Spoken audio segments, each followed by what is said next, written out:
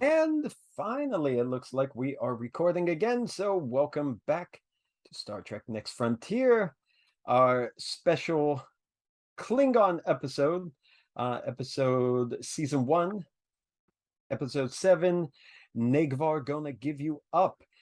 This is the second part of this episode, and quite likely the last part of this episode.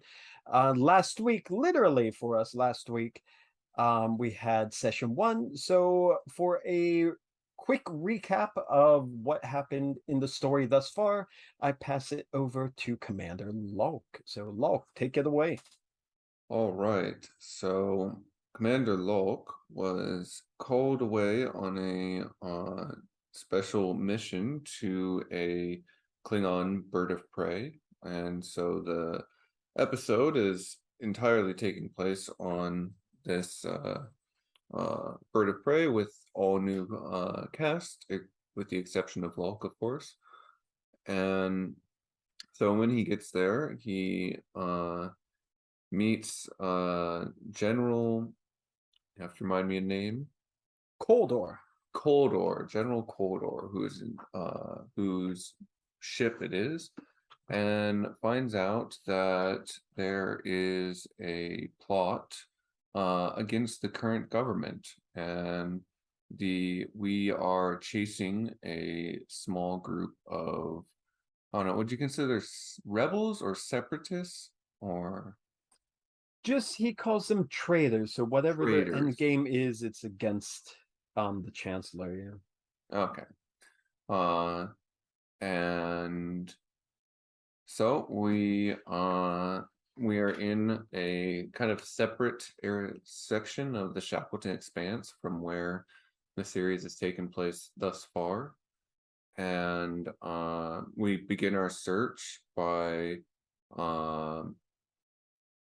we tried looking at maps and looking for signs, warp signatures, and only had moderate to little success. And so the little success we had led us to a refueling station, neutral refueling station, which we went to see if anyone had seen a group of Klingons coming and going, in which, after a bit of trouble, but not too much considering it was a group of Klingons, we were able to find out about a Klingon vessel that frequently refuels at this depot, and given the amount of fuel that they get and the time in between, we have a better idea of which direction they're headed, and so we'll be following them on that. And that's that. One other point, well, we'll get to that. I'll get to that second. But one other message I should do for this episode, just to preempt anything.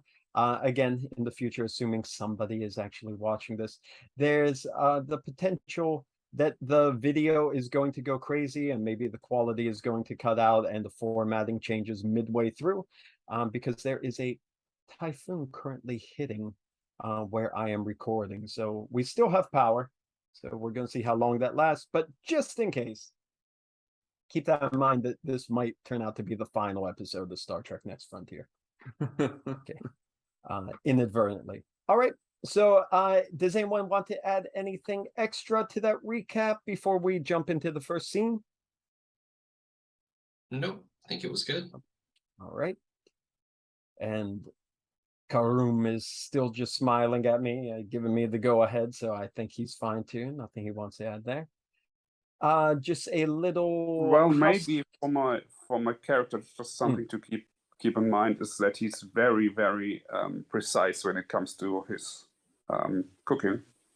And it might be something that has to do with his where the character's going, or what he's experienced and what makes him the guy he is. Oh, so and that's maybe a good reason why General Koldor holds him in such high esteem and boasts of his cooking at all times. So there may be something more to it. Okay. Again, for a little bit of housekeeping, you currently have 0 momentum. I don't even think you earned any momentum in the last session there. It just was not working as far as I know it, or you spent it all, what little you gained. And there is 4 threat remaining. Okay? Oh, it's not as many as I thought. No, not so many. It was a little threatening at the end, but yeah, you're good. Okay, so as Lalk has said, you got the make of the ship, as well as the information about the fuel and pretty much the vector where the vessel departs from and arrives from when you got the data from this refueling station. Lalk is currently going over the data, pouring through it to put all the data into the computer and try to consistently narrow down the possibilities of where they might be going to, where they might be coming from. As you review the information, again, the points you got about you got the make of the ship, which is it's called a Dashpu class vessel, which is as you would know, and also talking with General Koldor and basically all the Klingons on the ship, especially someone as old and trained as Caruhm, and also a tactical officer who is also good with engines, shockingly, Etrom. They both would recognize, and look, you probably from history too, it wouldn't take too long for you to realize too, this is a very old class of starship, and it's technically not even Klingon in origin. It was used by the Klingons for quite a long time, but it's originally the starship of a species that subjugated the Klingons in their old past, that they rebelled against and started spreading out to the galaxy, and they were taking basically their technology that they got from their oppressors and helping it build their own space empire. So this is one of the older Klingon starships. So mostly you might still see them on the fringes, like where the Shackleton Expanse would be, as freighters used by non-aligned groups, but definitely not part of the Klingon Defense Force anymore. The other point again was about the fuel that this ship orders, and including this time the refueling.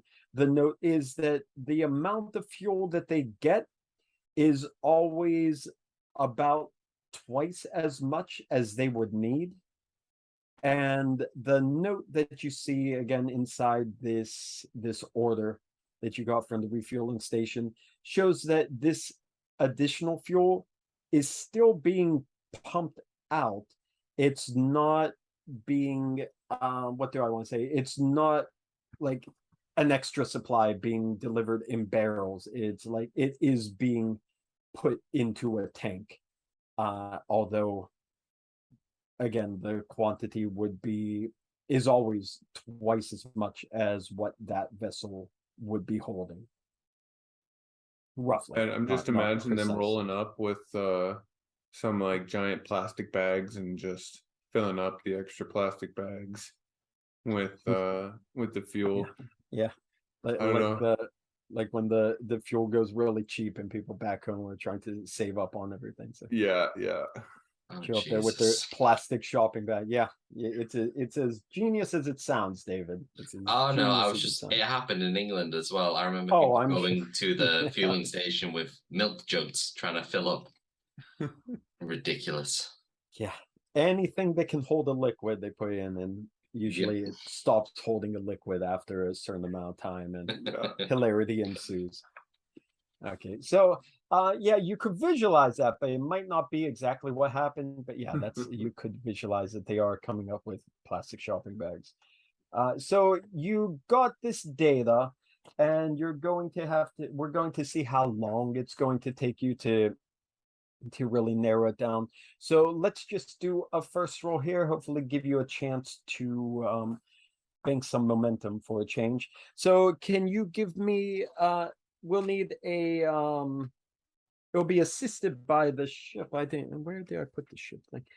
Be assisted by the ship's computer, of course, because you're having the computer process it. So Lalk, give me a roll on that, which would be, again, you could do either con or engineering or even science, because there's multiple ways you could approach this. With reason would be normal, or control, again, depending on how you're doing it.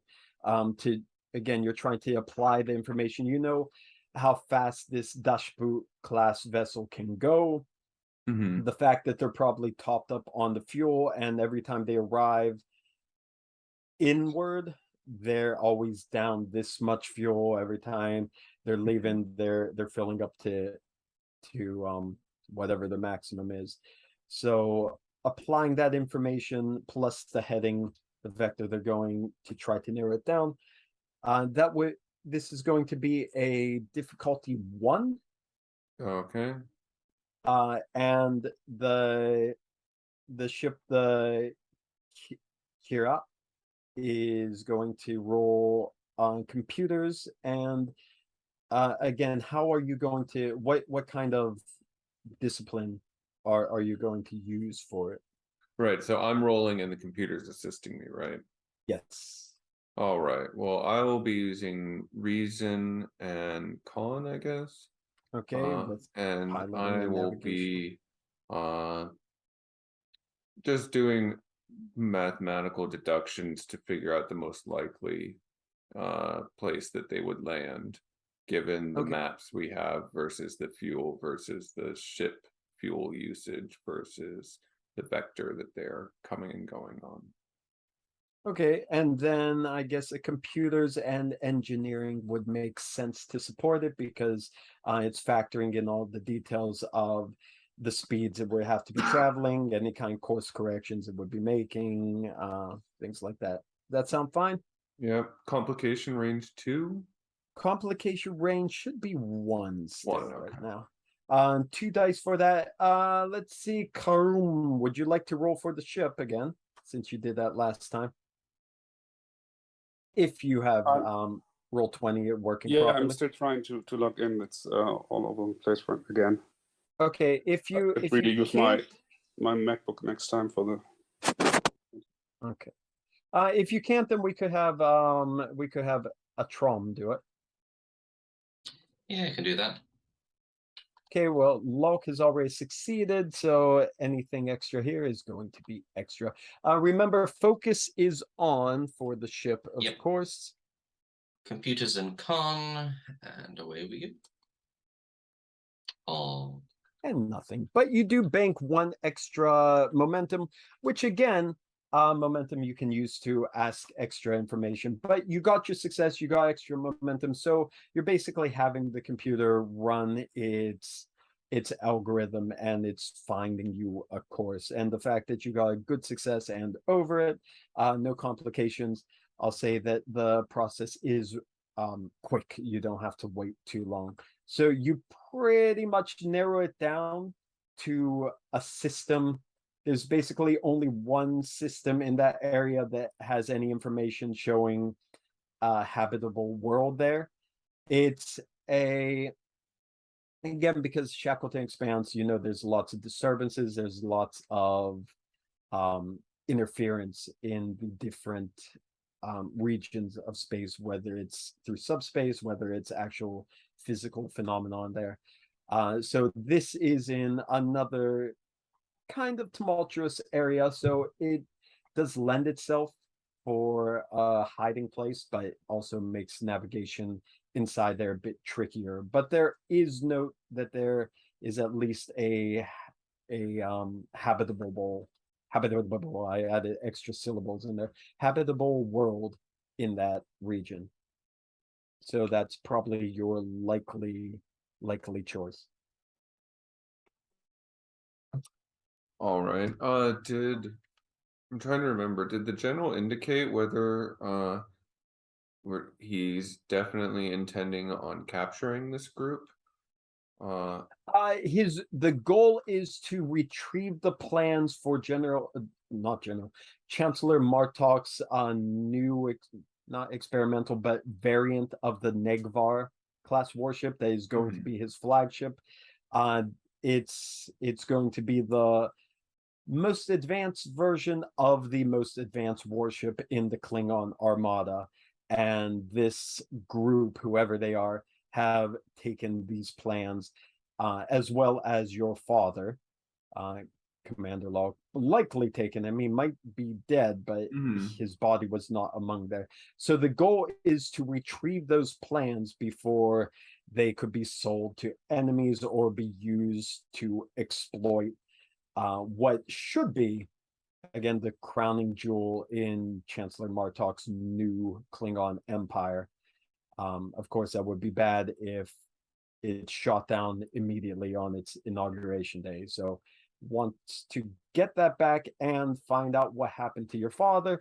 Again, also, as he mentioned last time, if it turns out that your father is the traitor, which seems to be whoever these dissident group behind it, or at least the enemies of the Chancellor, seem to be intending the spin to be once this gets out. Because remember, this information is not widespread yet. That's why Koldor is jumping on this before it's known to the general public. So find out if your father is involved. If he is, kill him to restore your own honor. But most of all, get those plans back before it brings disgrace and potentially tragedy to Martok's new empire. Right, but did they take the only copy of the plans, or do we just want them to not have it anymore? We want them to not have it anymore. Okay, so we can destroy them and it'd be mission success. Yes, okay. You would, as long as you know that they didn't make other copies or send them out there. Like as long as you're sure they are no longer in possession of it, yeah, you could obliterate them. All right. Gotta make sure they didn't upload a copy to Napster, LimeWire. Yeah. What would be the Klingon pronunciation for Napster? Yeah, we got homework on that. I would just love if there's like a little, instead the what was it for Napster? Was it a cat logo? What was that? Yeah. That icon? It could just be like a little animated targ or something there with the headphones on. Okay. Okay, that's the goal. So you basically have your heading. I assume you tell General Koldor, and he puts he has the. It would be nice. I just remember I didn't even turn on the image for the bridge yet. You're just looking at the blank screen the whole time. Hello, everyone. So he puts the command into helm to set a course for there. So it's going to, of course, take a little while, but he's very, very certain that you're about to go into glorious battle. Well, if it takes a little while, I guess we get to have another delicious meal. Yeah, might as well, because before going into battle too, one of the things they like to do is have a meal, a feast, in fact, prepare. And Caruhm, General Koldor, calls down to you in the galley or wherever you are. He informs you that the ship is heading in to cut off the head of the snake that has betrayed Chancellor Martok. So he said, for tonight's meal, prepare the blood wine.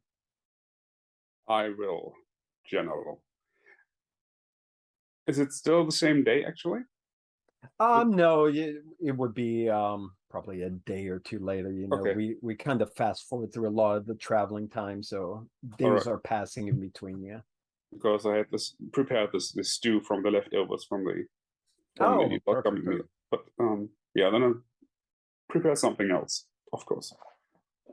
Hey, yeah, your guy always keeps things fresh, doesn't he?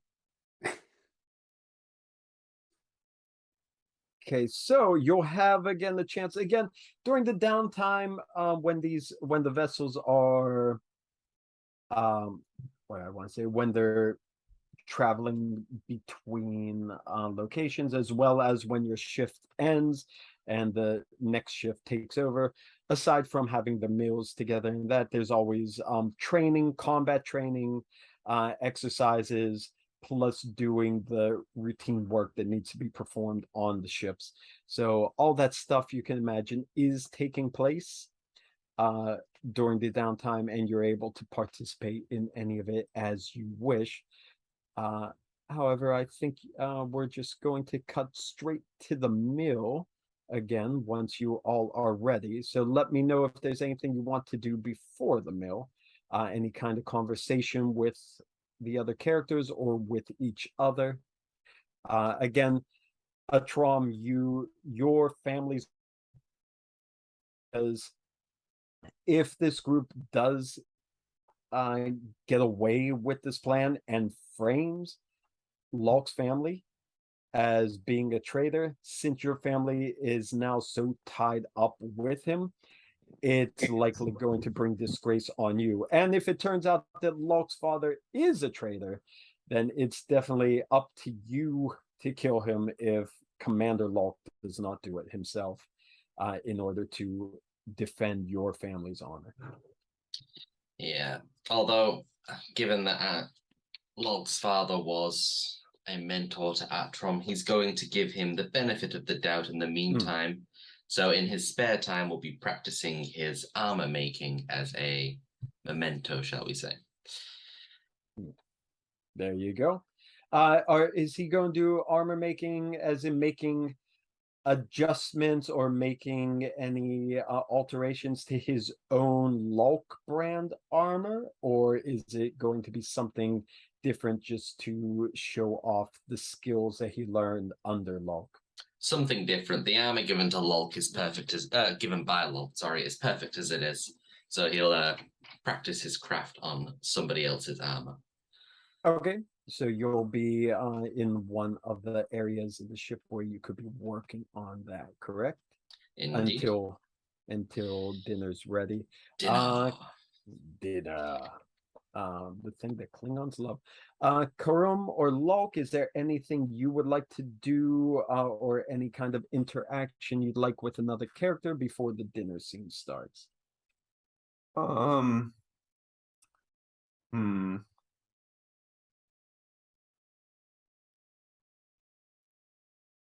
know.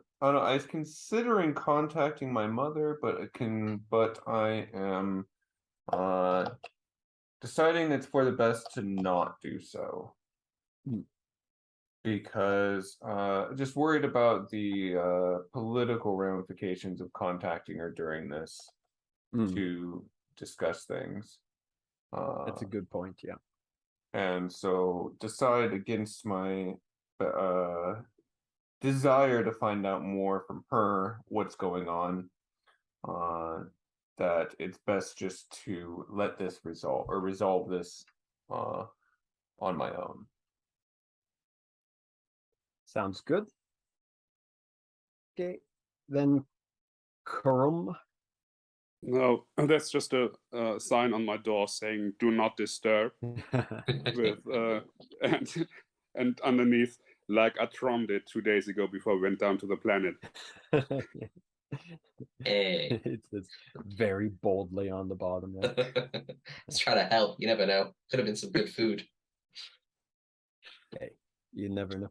I still, I'm sorry, I'm still thinking back to the nice kind of failure and recovery of Lalk's angry drinking on the planet. that was still my favorite moment of last week's session. Okay. And yeah, I didn't even think about it at the time, but then David's suggestion that because there's the swirly stuff in there, just imagining it's glitter all over his face.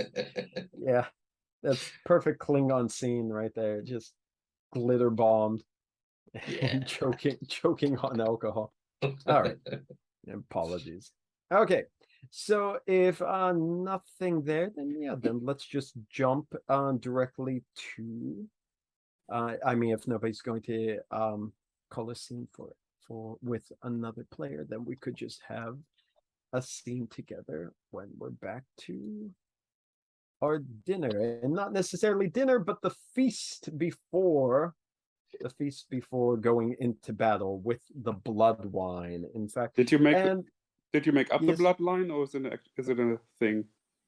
Oh no, usually the blood wine is called for special occasions and frequently before battle. Trying to get everyone a little bit buzzed beforehand. Not used all the time, because you don't want drunk officers 24 hours a day on your bird of prey. So it's definitely, it really brings the spirits up and also gets them in that slightly buzzed mode, so they're ready to go out and die for the Empire. Okay. Would it be counter canon if I took a cup and splashed it all over the table and the people sitting there screaming as a ritual, or is it? I think that as a Klingon, you could get into this party however the hell you want to, like that. Yeah. And I think that Klingons are going to be a little more enthusiastic about getting splashed in the face with blood wine than they would be the glitter sparkly drinks from down below. So yeah, there'll probably be a lot of hooting, hollering, and cheering for your All name. right, so if that's you how start the doing dinner that. starts. Yeah. Okay. So you come out, you break out the barrels of the blood wine, and of course all the Klingon officers and the warriors and the other servant Klingons that are part of the crew, they see the barrel getting rolled out there, and they all start going, "Ah!" and cheering. And then what you do? Just get a ladle of it and just start splashing it around. Yeah, I think it's a established ritual. So okay. Yeah, they're waiting for it. Just Some of them are crossed. just standing there screaming with their mouths open, waiting to get hit in the face with it, like the kids waiting for a very violent ice cream truck to drive by and just like chuck the goodies in their face. Yeah. So General Koldor is enjoying and laughing and just watching his crew really get into the festivities. And that, Lalk, for you it's the first time seeing it, but for everyone else, apparently this is their we're about to mess some folk up ritual. Lalk mentions to the general that this is certainly something that Starfleet might be better for if they were to adapt to this aspect of Klingon culture. Yes, it's probably difficult for Starfleet to sit around and replicate their soft children's drinks to throw at each other before they go into battle. I don't believe that we throw any drinks before going into battle. In fact, you might not believe this, but all of Starfleet goes into battle sober. Everyone kind of like slows down in their cheering. They like look over at the table like they just heard the most like off-putting thing in their life. You just hear a couple Klingons muttering to each other silently behind them.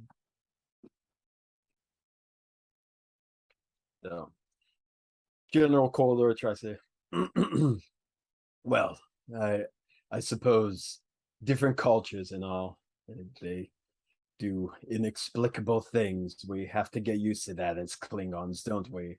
That not everyone is going to take battle as seriously as we do.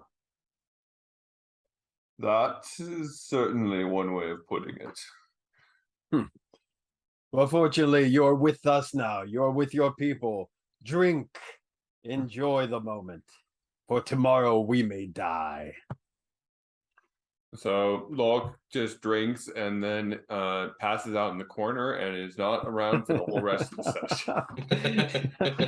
He's just sitting there like, oh God, rolling on the floor the whole time. No, just go without me. Go without. Does anyone have a warm towel? all these Klingons just shaking their heads at you. Are we in combat, or is just the whole ship spinning? All of them, all the Klingons ask General Koldor if they have his permission to kill you to restore your honor, so you don't bring disgrace to your family. Yeah. So as the evening's going on, well, not evening, where the hell time it is, as the meal is going on, and you're all talking, it finally gets down to discussion of the mission itself once you're deep enough into your cups. Oh, by the way, Caruhm, what is the dinner tonight? What are you feasting on? Oh, Do you have a meal planned? no, out I at should this have made a list of stuff I could just come That's up with. okay. Hey, you had that stew prepared. I mean, that stew is still going to last a couple of days. You don't have to Oh, worry about I that. thought you wanted something special, but Okay. yeah. Well, I wouldn't mind serving the stew again, but I thought the general said he wanted something special today. Well, but, that's what the blood wine's for. Yeah, all right. Hey, they love the stew. They were all clamoring about it. They're like, hell yeah, stew night. Let's see. There's something also. I believe the ship's cook. You get a special ability for like these meals before battle. Do you not? Oh, I might have found I it. believe so. I have to find what that is. I think you get to do a special roll, and it lets you. Let's see here. It lets you maybe generate momentum, I think. Oh. Pretty sure. So I'm like scanning through the pages real quick, but yeah, there should be a role for you to do that.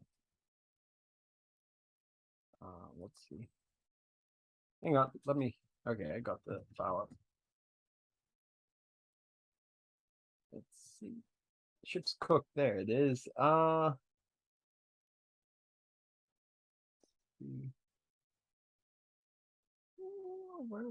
was that? Get to the next one. Let's see. Ship's cook. Cook.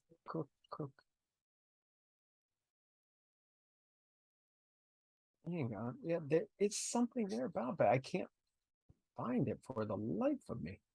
Maybe 116, page 116. Okay. Yeah, there we go. Ship's cook. So once per adventure before a new scene begins, so at the end of this scene, the ship's cook may declare a short scene. Oh, okay, so crew eating a meal together, which we're doing now. At the end of the scene, instead of reducing the group's momentum pool by 1, you will roll 1 challenge die, and you would add that total to the group momentum pool. If the commanding officer allows, the meal may include blood wine. In this case, you roll 3 challenge dice instead of 1. But you also add 1 threat for each effect roll as the crew gets a little too drunk. Okay, well, look at that. You might be able to give a overload of momentum at the end of the scene. Mm-hmm. Okay, so as everyone's drinking and eating, General Koldor finally gets to business as you're his command crew at the table currently with qIr'a on the bridge again. He chooses not to eat with you again. He would much rather take watch on the ship again. General Koldor says, "Indeed, we may be going to our deaths tomorrow, but I would much rather send these traitor Pataks to their death. We need to come up with a plan. The goal, of course, is to retrieve your father, Commander Lalk. But more importantly, we have to preserve the Empire and preserve Chancellor Martok's honor. We need to make sure that these traitors do nothing with this plan. other than die for daring to take it. Having had a few too many sips of the blood wine, Commander Lalk looks at the general. General, permission to speak somewhat freely. You're on the Klingon vessel, Lalk. Speak your mind. Is it normal that your first in command would so frequently skip meals, especially one with blood wine? It would appear that qIr'a has taken a disliking to you, Commander. Well, I sure hope that it's just a disliking to me, and that there isn't, no offense intended, there isn't any chance that he could be compromised. Of course, everyone around the table is hearing that too, so you would, Caruhm and Atrom, you could react as you see fit. General Koldor says, qIr'a is perhaps one of the more difficult Klingons I've had to work with, and he does come with a bit of a history in his service, but he has not done anything to let me down thus far, and you might want to hold your tongue speaking such words around qIr'a.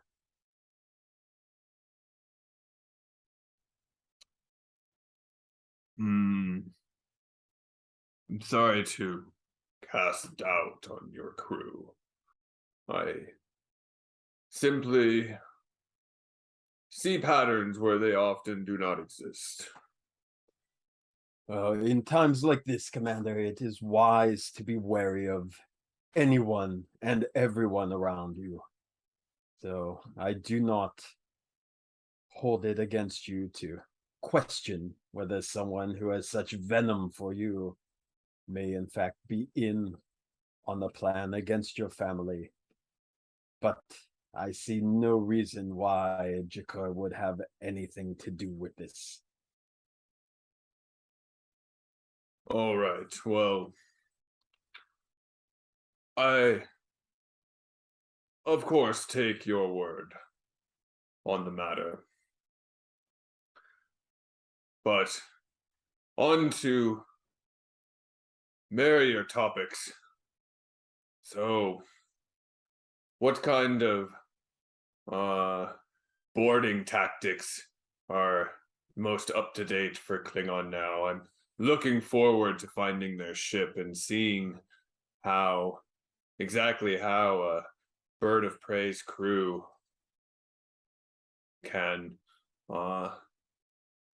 will be able to swiftly board the enemy ship and take what they want. The general looks to Atrom.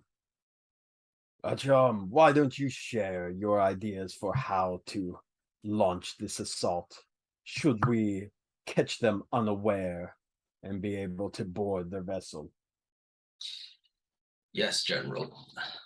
Given our main goal for this operation is to ensure that the plans for the new ship are safely secured or destroyed, I think we should split into two main parties.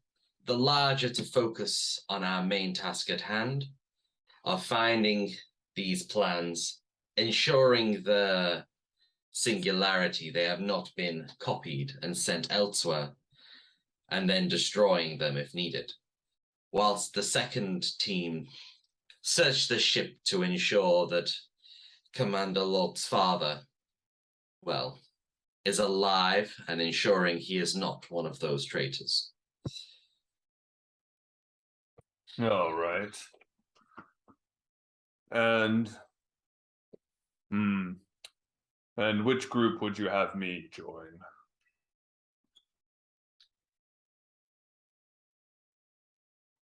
I feel you must join the search for your father, for the opportunity to ensure your family's honor were the worst to happen.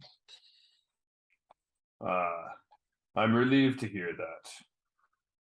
For if it is my father who is a traitor, then it must be me who's to put him down.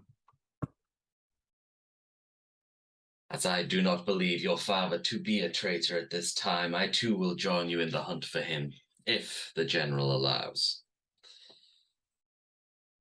Koldor looks at you and gives a firm nod. Of course. In these matters, I defer to you and your tactics. You are always best suited for going in and getting what needs to be done taken care of swiftly and brutally. Thank you, General. I have to wonder if Klingons would actually consider it brutally, or if it's just, the way things are done. Well, I think it's the way things are done, but they love it that it's done brutally. Okay. Like, yeah, we know it's a bit over the top, but damn it, it just feels right. Plus, Atron does like running around with a giant battle axe, so he's chopping bits up. Oh.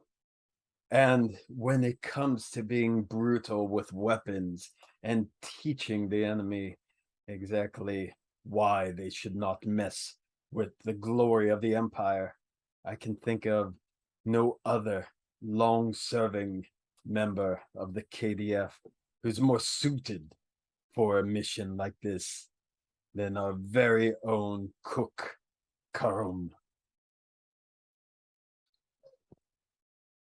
Attention turns over to the cook, and again, Caruhm is a bit older, than the normal Klingon. Oh, he is. He's Okay. at the rank of commander, being not easy to obtain by anyone young. But the fact that he's a commander and he is not an officer, he's working as the ship's cook, really hints at a history of his, because typically a cook, while a respected role, is done by a not civilian, what you want to say, like the servant class.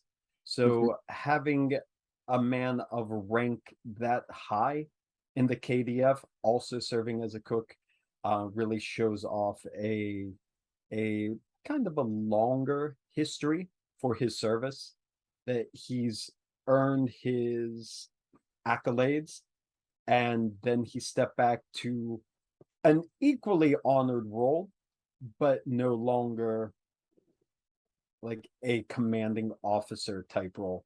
But you could see the way General Koldor respects him in his position and as his high rank of commander, that there is definitely a lot going on with him. He's not an old man by any means, but as they say in the KDF, there are no old warriors.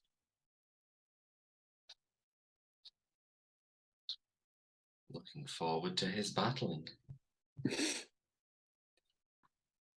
And yeah, Lalk is drunk and considering the idea of the Neil deGrasse Tyson's cook being the commanding officer. And he's just seeing the replicator with the 3 pips stuck to it. Maybe when you go back to the deGrasse Tyson, you could just, like, how people put googly eyes on things around the office, you could just put 3 pips on the replicator. This is how it's done in the Klingon Defense Force. And then everyone has to salute the replicator before they get their tea Earl Grey hot every time. I'm looking forward to Lalk coming back to the deGrasse Tyson. After spending weeks aboard the Klingon ship. Yeah. What is he going to bring back with him? Is there anything else that you would like to discuss in particular before I shift things along? I mean, Lalk is just gonna come back and be your typical, extremely obnoxious person who studied abroad for 6 months, who at every turn has to be like, yeah, well, on Klingon ships, this is how they did it. Like, Oh, it's so much God. better on Klingon ships, but Yeah, you know, back when I was on Kronos, or actually it's called Kopnosh, but when I was on Kronos, we would, yeah, Locke, yeah, you told us last night. Like, oh, did I tell you that they ran the ships a lot more efficiently too? Like, I wanted to show you like the plans they had. Yes, Locke, yes, you told us that. Oh, I see. Replicate Gach. Yeah, on our ship, when I was with the Klingon Defense Force, it was all fresh. Good. Good for you. Yeah, yeah. Definitely don't turn into that person, please. Oh, God. Or do and see where the character goes. Then we'll have the oh, that would be great. Then it will be the first time on the Starfleet ship when a junior officer challenges the commanding officer to the death to try to overtake their place and get rid of them. It's like, okay, somebody has to remove Lalk from power.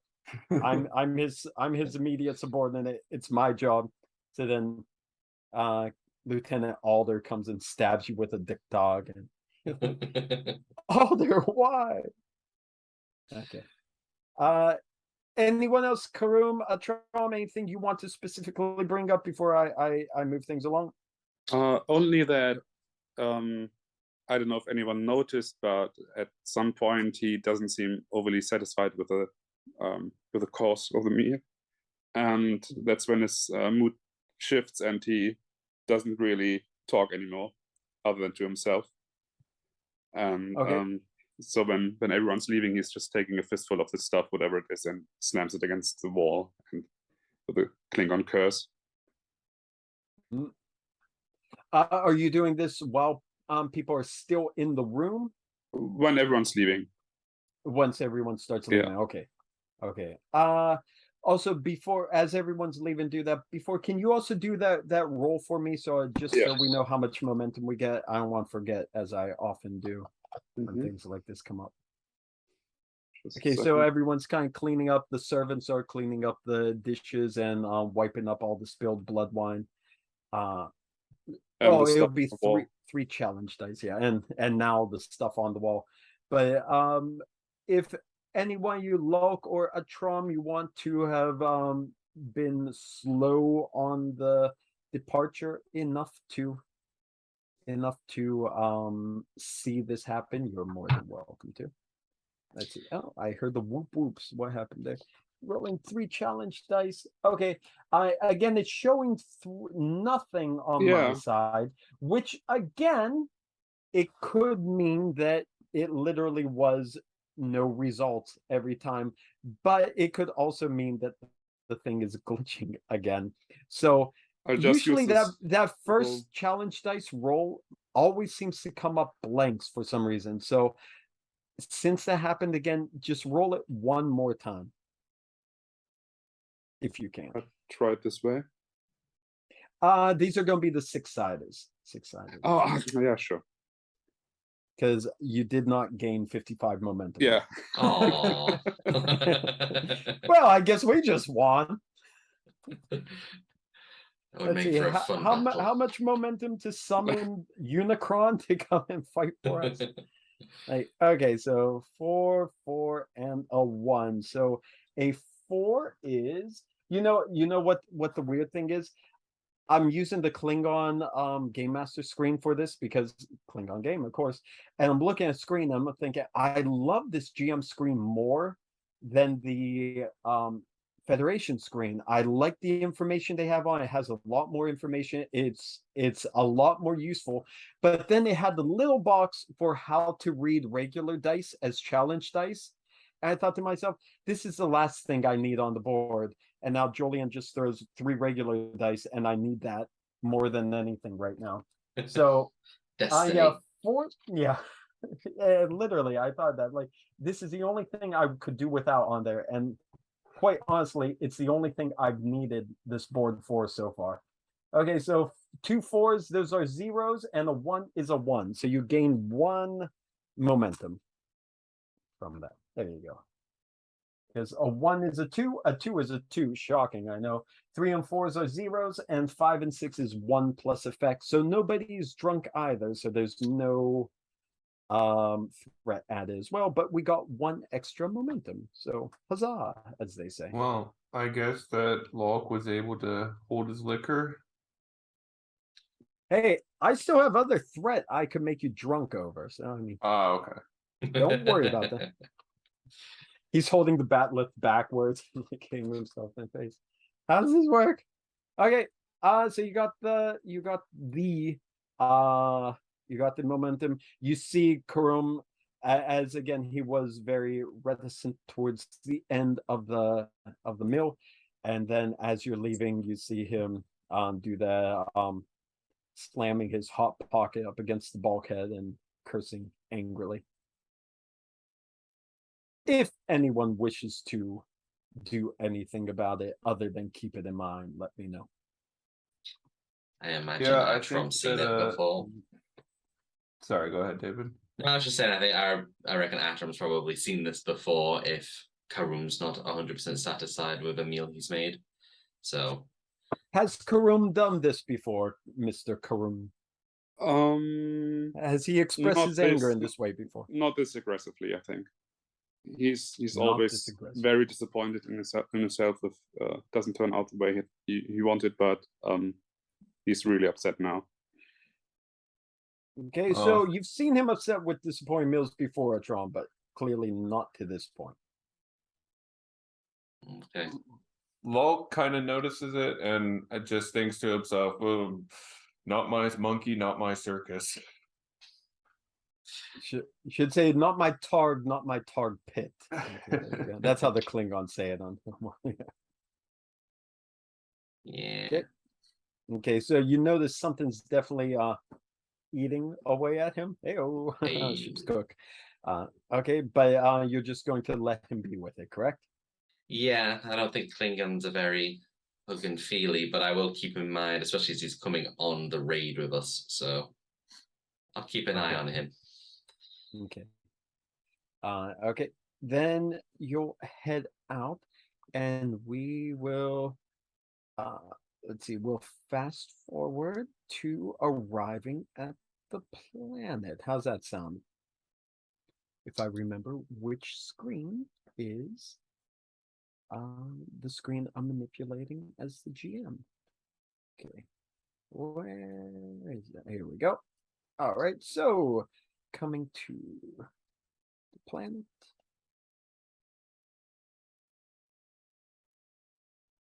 Okay, can people see that?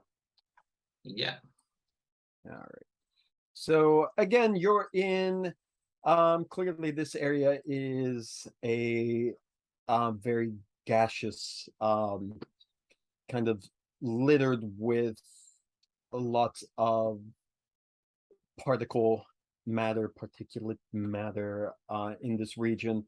Lots of things to get in the way, disturbing transporters, disturbing sensors, communications.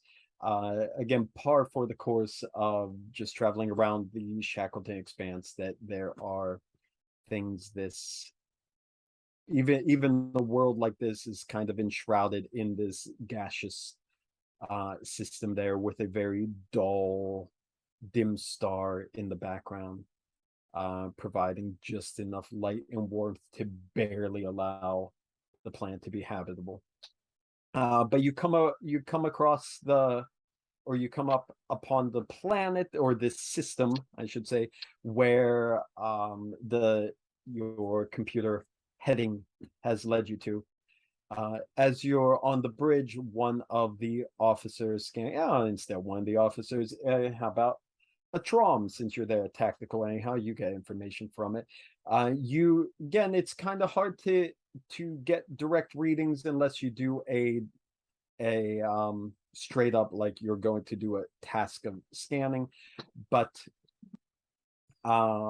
what am I trying to say? You are picking up energy signatures on the surface, so there could be a small settlement down there. It could be a landed starship.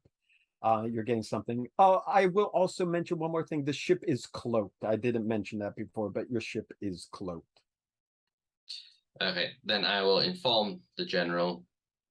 General, I believe I found either a landed ship or a settlement on the planet, although this system is messing with our systems. Eh. So they may have brought it down to somewhere on the planet. I guess that would prevent our boarding action. However, does it seem that they notice us? I guess I'm gonna have to do an actual scan. Everything all right over there? Maybe. House is shaking, but maybe. Okay. Anywho. Let me just peek through the glass before it explodes into my face. I don't see any other debris flying through the sky yet, so keep it going. Okay. In that case, I guess I'll do an actual scan to see if I notice any movement or anything from the life signs that we saw. Okay. Oh, hang on a second. Let me just slow down a second. And I want to close a couple windows here. I'm getting kind of errors on some things. I just want to make sure it's not screwing up the recording. I do have way too many PDFs open, I can tell you that. Okay, don't need that book, don't need that. Okay, I'll close those. Just give me 1 second, 1 second. Okay, we're keeping that open. Closing that. Apologies, just want to make sure that. Oh, there we go. Okay, let me save that, and there we go. Close it. I'm just getting a little spinny bar. Okay. Thank you. All right. I apologize. Can you do that one more time, Matrom? Can you say that again? I think the errors are done here. Okay. Yeah. So if he's wondering, if the general's wondering whether or not we've been spotted, I would have to do a scan of the planet to see if there's any motion or movement, given our sudden arrival. Yeah. I mean, the ship is, of course, cloaked, but again, when you're in a region that has like a lot of gaseous anomalies and clouds and stuff like that, it can sometimes give away a cloaked vessel. So odds are you haven't been spotted because you are still cloaked, but just to be safe. Yeah, we'll scan. Plus, as well, can confirm whether or not the ship is down there or potentially hovering right next to us. Yeah. Oh my God, there they are. You just look out the window. You never know. They're staring out, gasping at you, and you're the gasping. Okay, yeah, do a scan. Let's see, Jeremy, do you want to do the? Not Jeremy. Jeremy's dead. Julian, do you want to do the roll for the ship again? The sensor roll, sensors and science. This is going to be difficulty 1 again. Again, you didn't lose any momentum at the end of the last scene because of Caruhm's ability to prevent the momentum loss and to gain it for having the feast. And then Atrom, can you roll your control and science? Yep. Plus, if you have any other thing that adds to it. Nothing that would particularly do it. Oh, come on! I need to update my screen. So 0 followed by a 0 and a complication. Damn it. Okay, so you can't get any readings down from the surface, and as for the complication, I'm going to say that the complication is gaseous interference. Fair. So you're not going to be able to get any sensor readings down below, and it's going to wreak havoc with any kind of thing that uses sensors, which would also be the transporter. So if you beam down, which is possible, it's going to be a little bit more challenging, but it's possible. If you beam down, you're likely going to need to have a pattern enhancer or something to help you be locked on to beam back up. Yeah. But you can't, yeah. you can get no clear readings of what's on the surface now because of that. Yeah, then General, they've chosen this planet well. The gases around the planet are interfering with our sensors and potentially our transporters. It would make sense for cowards to hide in a place like this instead of standing out in the open and waiting for their comeuppance to bring them to their knees. And he just goes off into his speech like he normally does. Yeah, and Atrom's nodding along because he's not getting blamed. So yeah. Yes, General. Yes, very true. Oh, yes, General. From the back of the bridge, which I keep opening to the wrong window every time because, again, doesn't matter how much we play, I'm still so inept at manipulating this thing. Okay, from the back of the bridge, Jakar speaks up.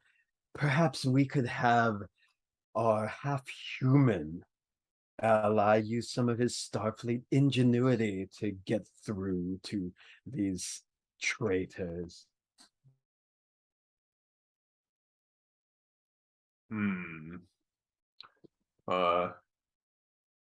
Lalk is kind of like half drunk, half falling asleep. Huh? Someone call my name. We're Someone back insult at me Starfleet? again. Oh, I apologize. That's the correct way of doing it, right? I did not mean to offend you, Starfleet. And it seems that Klingon blood wine does not sit well in your genetic pool of a body. Your attitude doesn't sit well. No, I He kid. just sneers along at you. Sneering, I say.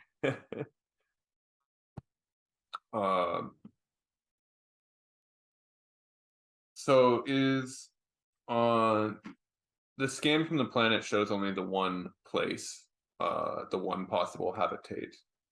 Yeah, you're just getting an energy signal from a very small confined area on the surface. Okay. And there's no other possible areas to look, or no other signals? Nothing that the sensor picked up, no. Okay.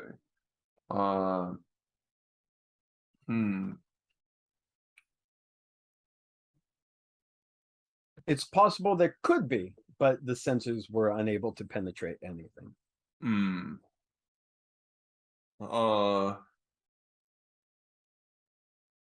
Perhaps we could send some sort of probe to gather more information before beaming down. Also, do your probes have lock-on capability to improve our chance of beaming down? I would know that, do they? Not really. Not anything like that. You would probably be able to modify something like that to happen. Ooh, that fits right in with Atrom. He could do that. Tinkering and improvisation. Oh yeah, definitely. Yeah. Atrom answers Lalk, no, we don't, but that sounds like something fun I could do. Well then, what? That sounds like 2 birds of prey with 1 stone. I would be impressed if you took down 2 birds of prey with 1 stone, Commander. A noble battle. As the ideas mentioned, Jakar speaks up again. General, are we really going to go through with a plan like this? It's practically firing a flare announcing our presence to his allies with his traitor father on the surface. We've already arrived here unseen. Why are we announcing our presence before we can go down there and complete our mission? Are your probes so basic that just any little ship could detect their presence? Are you so intent on showing your allies that we are here that you would boldly have our tactical officer be part of your betrayal? Atrom's getting a little pissed now as well, but he's going to let Lalk continue. It seems to me that you're the one holding this mission back more than anyone. I'm holding it back. It was not my father who was murdering fellow Klingons and selling the Chancellor's plans to the highest bidder like a Ferengi Ptah. You really seem to be pulling the line of the enemy, just constantly regurgitating the narrative that they are trying to push. Seems very suspect to me. Well, again, I get just a little uncomfortable when I have a traitor on the bridge of my vessel. Alleged traitor. Alleged traitor. And then you walk out the room looking all smug. He has me there, General. It is only baseless accusations. I will defer to his authority. It surprises me to hear you contradict the faith of your general so quickly and so frequently. It is my job to see what is hidden behind our general's back so that it doesn't turn into a knife.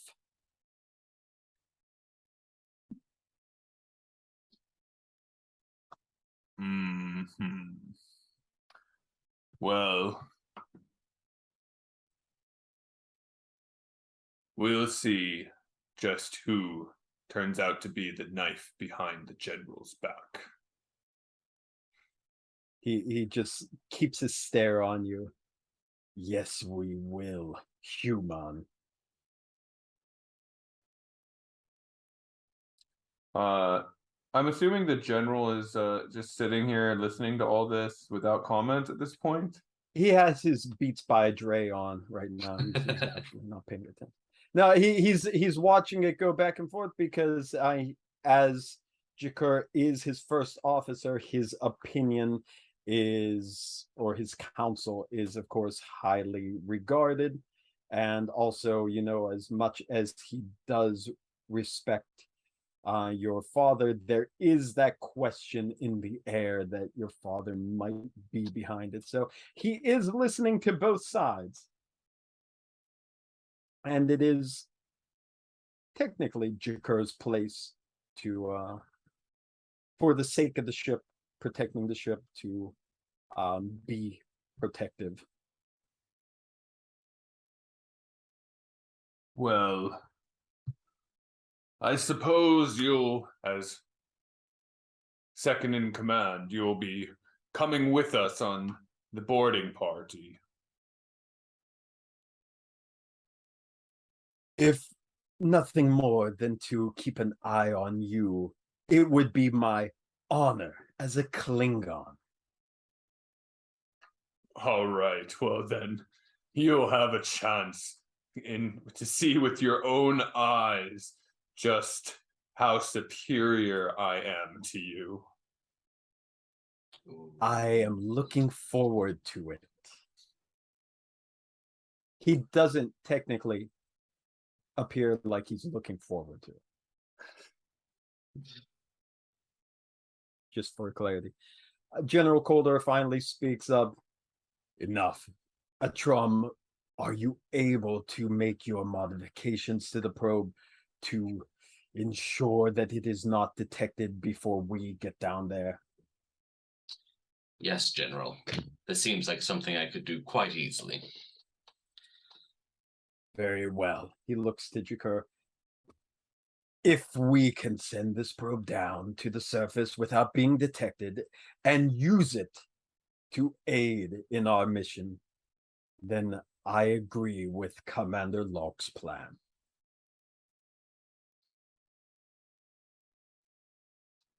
I'll get right to it, General. Lalk hides his smug grin. You hear Jakar doing the Klingon version of the background in his best 1940s Little Rascals type comedy serial routine.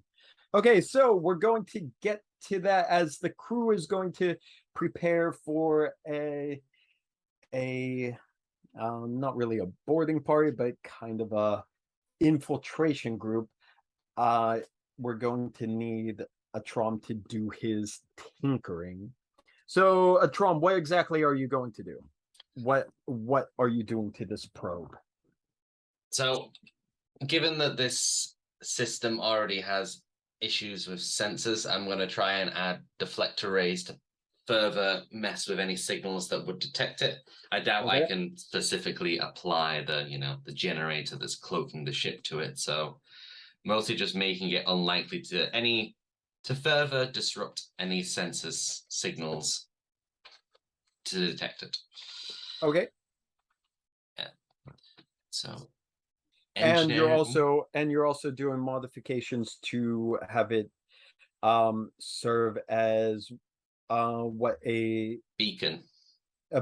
So when you do that, are you intending to have this thing crash into the surface, and then that is sort of like the infiltration and the exfiltration point that you have to be at this area to be beamed out, or what is the intent here? Well, I'm not going to let my new little toy crash, but yeah, the intention would be to install a beacon within the ship. Not within the ship, within the probe that would allow us to detect it, even with this additional sensor disruption, so that we can land it. Well, once we've detected what's actually there to ensure we're landing at the right place, it would set down, allowing us to transport down, but not crashing it, so that if we need to change locations, it can be hopefully moved. But who knows how well the landing goes. Okay. Okay, then I guess we're going to make a engineering roll. Is anyone assisting in this? Yeah, I will assist and kind of bring being able to bring some Starfleet engineering knowledge to the table. Okay. How would you like Starfleet is a little bit more apt to doing these kind of things that ensure crew safety. Safety. You sound like that OSHA expert that came the other week. We killed him. Okay. Okay, so Lalk, you're going to assist with it then? Okay. How are you assisting? What type of assistance are you going to provide? Well, let's say that Lalk has experience using some sort of probe beacon to enhance the signal or lock on for beaming, because again, like I said, Starfleet has a little bit higher standards for what they do or for before beaming crew members up or down somewhere. Okay. So Lalk has some familiarity with enhancing the triangulation data for beaming. So it won't be able to help with the interference or landing, but it'll be able to help the part that I see. That increases the safety of the transportation. Okay, that sounds good. So, Atrom, you'll have to do your engineering roll. Now, this is a kind of a tricky this is kind of a tricky thing because you're trying to do a lot of things. Again, enhancing the beam out, making sure it's not detected, and also making sure that this probe can be safely landed on the surface. Do you know what? It's regarding Yep. the last point, probes wouldn't Yep. normally land, would they? We usually just send them out to scan. typically yes. Okay, then if it's not usual for them to have, you know, a safe little moon landing, then feck it, we'll go Klingon and crash into the area. Crash into the area. There you Makes go. it interesting. All right. So going to have it crash, but of course you want to Scan make first, sure that yeah. scan first, and also you have a signal point to where to beam out. So okay, so you're doing those two things to it. So it's going to be, of course, you're working you're doing physical work on it. So it's a control and engineering. It's a control and engineering role, and it's going to be difficulty of 3. Okay, then I am going to buy 1 dice with momentum to get me up to 3 task roll. Okay. If you buy with threat, you have bold engineering. Bold engineering. Yeah. Let's buy with threat. 1 die. Yeah. Okay. What are we on So now? you'll be able, you'll with 1 threat, you are at 3 dice to roll. I mean, how much threat are we at? Oh, 5. Do I want to get some? No, we'll go with 3 dice. Let's see how that goes. This is like my Okay. one good thing, so hopefully I don't screw it up. Okay, so you got bold engineering, then I don't know if there's anything else that you Tinkering could do. and Tinkering, improvisation, get my focus that'll on. give you your focus, definitely. Lalk, what are you rolling in support? I guess I'm rolling insight, I guess, considering I'm bringing my knowledge over and Okay. engineering. Insight and engineering sounds good because you're doing engineering type stuff. So yeah, might as well, And I right? don't have a focus for this. Oh, it doesn't look like you do. I mean, unless you No. want to consider the probe smashing into the surface as close combat, I don't think. Yeah, probably not. Yeah, it Okay, doesn't so look like the other stuff complication works. range is 1. Complication range is 1. Yes. Okay, and I get complication 1 range since is I'm 1 task roll since I'm assisting, right? That's it. Yep. Okay. So if both of you are fine with that, that's 4 dice trying to get 3 successes. Come on, Lalk. I need the help. No, I get to reroll 1. Okay, you get to re-roll 1 die. Come on, give me a 2. Yay! Oh, that was the bold engineering for you. Thank Yeah, the that was Lord. good. Good suggestion, Bill. Good suggestion. Well done. Well done. Okay. I mean, There I you just see go. a Trom like sitting there with the probe, like smashing his hands, like, why won't this work? And then it pops into place and works. Pretty much. Hey, Okay. it works. Yeah, yeah, it didn't fit, but he smashed it. It all fell into place. It's blinking, it's doing the thing, and it looks like it's up and running. Yeah, you got 3 exactly what you needed. So there you go. Probe is ready. Phew. Let's do this. All right. All right, so you launched the probe down, I'm sure, because you could do, as a tactical officer, you would be the one in charge of that. So launch it down. You already got all the things done for it. So you have the now basically transport beacon. Transport beacon. And you want to scan it as it's going down, right? Yeah. Okay, so what we're going to do there, that's going to get rid of the gaseous interference.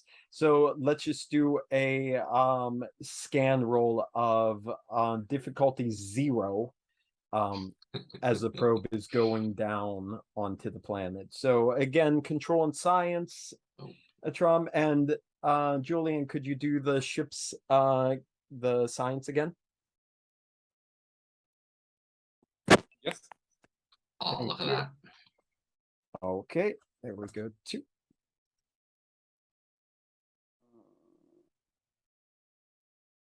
No, I can't actually. I've been logged out again, and it would take forever to get back in. Oh no. Okay, Lalk, can you do that? Yeah, sure. 1 second. Ships. Do not have the ship up yet. Okay. Sensors and science, if you're back at it. It's under Klingon. It's not under starships. I see. Oh yeah. I was wondering, should I put in starships or not, or just keep all the Klingon stuff separate? So, yeah, I figured I would confuse everyone. So sorry. Okay, so this is computers. Sensors and science. Oh, sensors, right? Sensors. Well, I guess it could be computers. You're actually just getting the data from the probe, but technically using the same technology. So. Okay, sensors, science, complication 1, roll 1. Yeah. Is focus on this? Yeah, ship always has focus. There you go. So that's three what's it called? 3 momentum added to the pool, so 5 momentum right now. As the probe goes scanning down, you get you finally start getting data about what's on the surface. There seems to be a couple of structures there that are powered up. You're getting maybe about 24 or more, maybe a little over 24. Let's say around 30 life signs down in that area. Not all congregate in the same place, but about roughly 30 total that you're getting. And it looks like, there's only that small area that is occupied and that has any power coming from it. But again, it's not like a city, it's not like a huge outpost. It seems to be a small separate kind of installation down there. Can we see the packed ship? You don't see the ship there. Which would imply you're not getting visuals or anything like that, but you're just getting the data that's coming up, but you're not detecting the ship down there.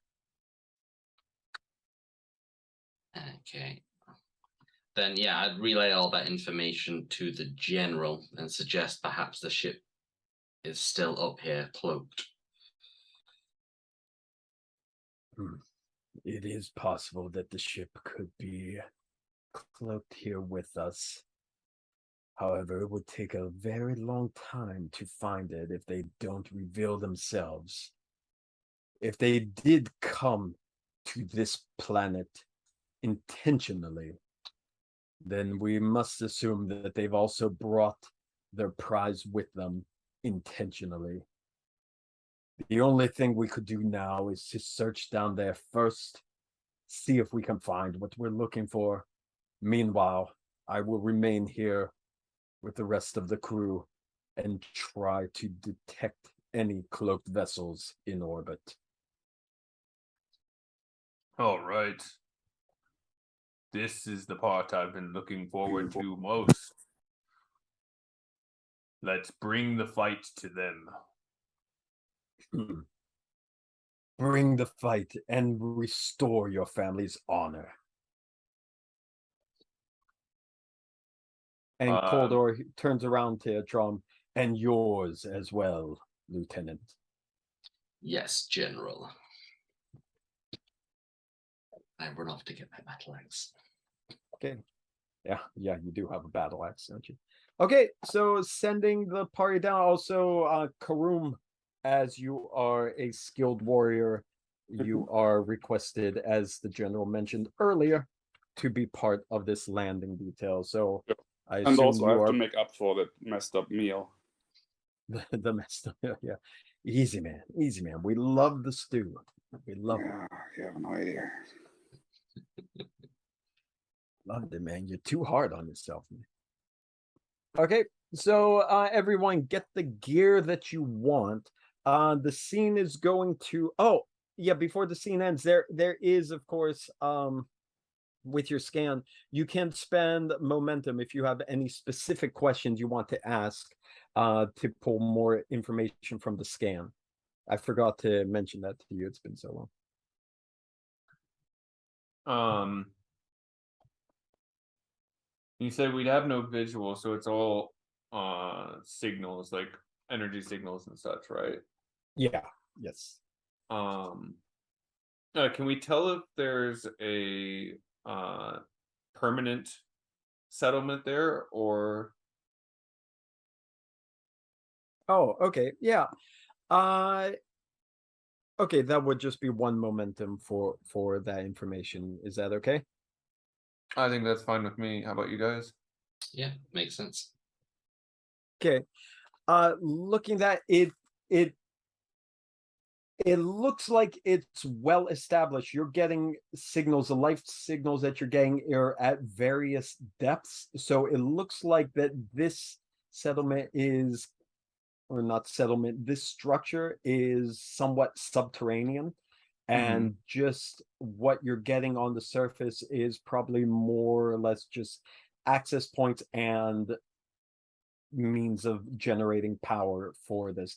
So it doesn't look like it's a city or anything by any means, but it looks like it's a intentionally established kind of permanent facility on this planet, Okay. and not just a temporary camp. Okay.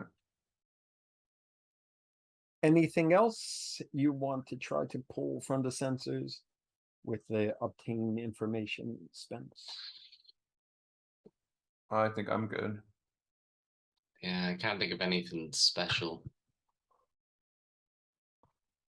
Yeah, no, I think I'm good. Okay. All right. Well, then go prepare yourselves for battle. How's that? What's everyone going to get? Plan for that, what you're bringing down with you. Again, there are some things that if you don't say that you have it with you, but it's something that you need later, there's always the cost of opportunity that you spend that momentum and you have the item. Some things have also escalation points that when you get like things like the Batleth adds 1 to threat. But I think because all of you are already armed with that and your Klingons, I don't see any point in using that adding to threat here as you're going to battle at this point. Anyhow, if it was just you're pulling it in the moment, then I would add to it there. But I don't see a reason to do it right now. Yeah, Oh, okay. Yeah, I mean, I'm just taking my Batleth and my Starfleet phaser. Okay. I'll be taking my Janus, which is the battle axe, and my Metlef sword, and a disruptor pistol. And Mechleth and Disruptor. Okay. I'm Caruhm, bringing the disruptor pistol and an oversized kitchen knife in case there's something looking interesting. there you go. Disruptor Oh, that pistol. would be even more scary than me with the battle axe. Just some dude coming in with a shimmy knife, like, look what's for dinner. Yeah, I mean, it's scary when you have a Klingon show up with a Batleth, but you can't expect that. But when the Klingon just pulls out like a kitchen knife, it's like, dude, what the hell? Like, I think that's somewhat scarier. I mean, that's like what you expect Michael Myers to pull out. Like you said, Klingons running with Batleth, Mechleth, Dictar. You're like, yeah, that makes sense, Klingon, right? But he just goes, shh, there's a kitchen knife there. I'm like, Jesus, man, what the hell? Oh God. Okay, I like it. Kitchen knife. There we go. All right. And If it ever we turns are... too goofy, let me know. No, not at all. I love that. By all means, you better have that kitchen knife when you beam down there. Okay, we're approaching our 3 p.m. on 10-minute break, so let's take a stop here, gather everything, and when we come back, we're going to be on the surface for some Klingon fun in the sun. How's that? Sounds Sounds good. Okay, 10-minute break. Be back, pausing the recording, and we will be back after this commercial break. Okay, and we are back from our brief commercial break, which is even briefer for people watching at home because it lasts half a second. And we are about to go down to the planet. So let's do exactly that. Your probe was a success. You now have a means of safely beaming down to the surface, and you are now down on the surface. So it is Jakar, Commander Lalk, Caruhm, Atrom, and 2 Klingon officers, because you can fit 6 people on a transporter pad. Cool. And don't want to risk any additional beam downs, because the more you try beaming down, first, the easier it would be for detection, and second, the harder it would be to beam everyone back up, especially if it's in a tense situation. And you may have one other person with you on the way back, so it's already going to take at least 2 beam ups to get everyone back, assuming everyone is still alive. Fun. So, what is the plan? First of all, how is the chain of authority work with Klingons? Would Jakar be leading this then, or me as weapons, or?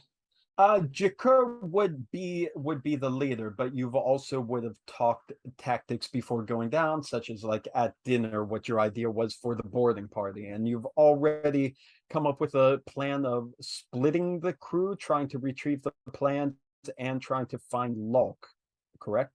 Yes. The Yes. elder Lalk.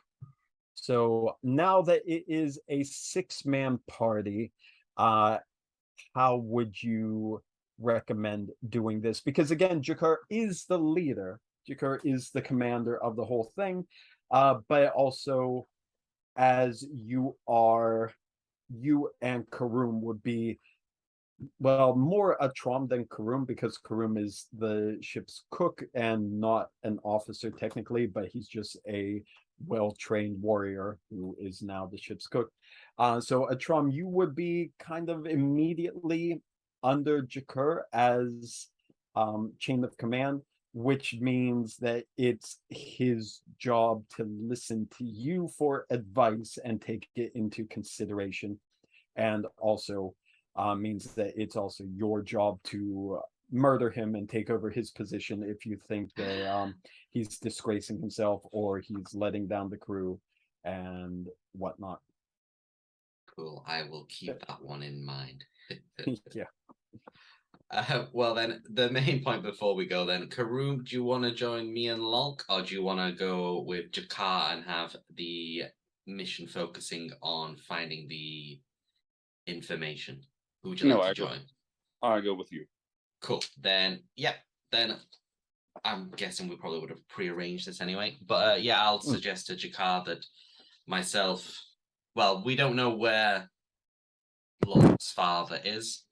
So I suggest myself, Lalk, and Caruhm take the building on the right, and Jakar and the other 2 officers take the one on the left, and we'll see what we find.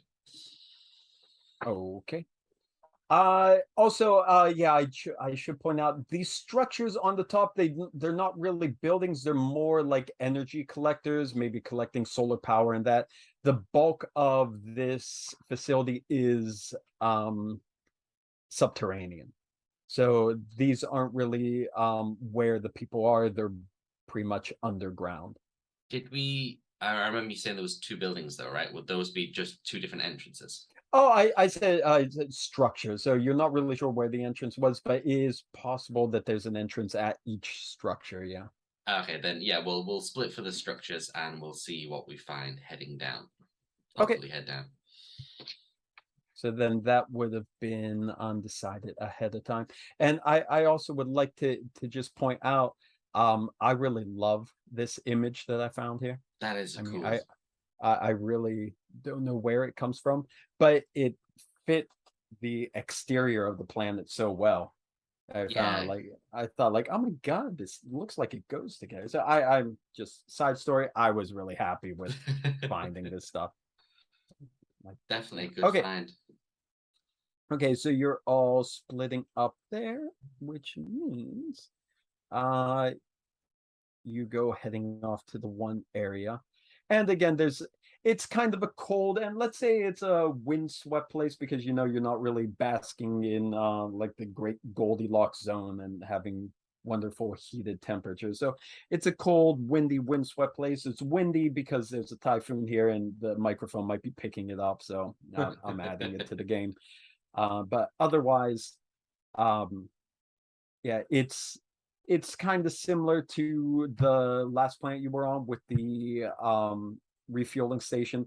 The air is breathable, but it's not great air. It's not like refreshing. Oh, hey, we're on Risa. This is beautiful here. It's breathable, but it's barely breathable. All right. If that makes sense. Mhm. Okay. Then let's see here. I'll take you. You find an entranceway. So just to get a little idea. And again, I want to point out something that I do point out frequently, but just to make sure you all don't forget. Anytime that we use images for the game, like we're doing here now with what these places look like, these are just meant as like an impression, just to give you a kind of something for your imagination to work with. So don't assume this is exactly what it looks like. I mean, feel free to let your imagination run wild, run free, and like make it look the way you want. But just to give you like a little bit of a visual painting, so you have a feel for what the style and the lighting and how claustrophobic it maybe it looks like. So as usual, don't let anything you see on screen hold you back in what you want to do for your narrative roleplay. Oh, okay. Okay. All right, so you enter into the first structure where there is again an entrance. It's not as you can see, it's not really a well kept, well maintained place. It kind of looks as you go through that it may have been part of something centuries ago, now long abandoned. Maybe some operation that was going on here a long time ago that nobody now uses for its original purpose, but clearly somebody has taken over and is using it for whatever means that they have, which again, when you're this far out from civilized space and you're in a place that's pretty hard to detect, it's likely not for anything legal. Cool. Well, I've got my battle axe out, ready to go, and shall take the lead. And we'll start heading down whatever corridors we may find, checking the rooms as we go as well. Okay. Anything else from the other folk before we get in on this? I guess I have my. I mean, it's all really close corridors, right? Yeah. All right, so I'll have my bot left out and I'm following behind. Okay. Anything from Caruhm? No, nothing special. Okay. Just running around with his kitchen knife. I'm gonna stab you. Disruptor I'm gonna action. stab you. Dual wielding. Cool. Okay. So you're going down again. It's subterranean, so there's multiple levels. You're going down. Is anyone scanning for life forms? I can do that. It's very Okay. Starfleet. Yeah, definitely a Starfleet way. Instead just going in like we're just gonna kill anyone we see. He's Pretty like, much. oh, let's see what's there. Okay, yeah, just do a quick scan with the tricord. That's difficulty 1 because again the different interferences around there. Control and science for that. Okay. Usually difficulty task roll 0, 2? but difficulty 1. Hmm? Task roll 2, yes. Okay.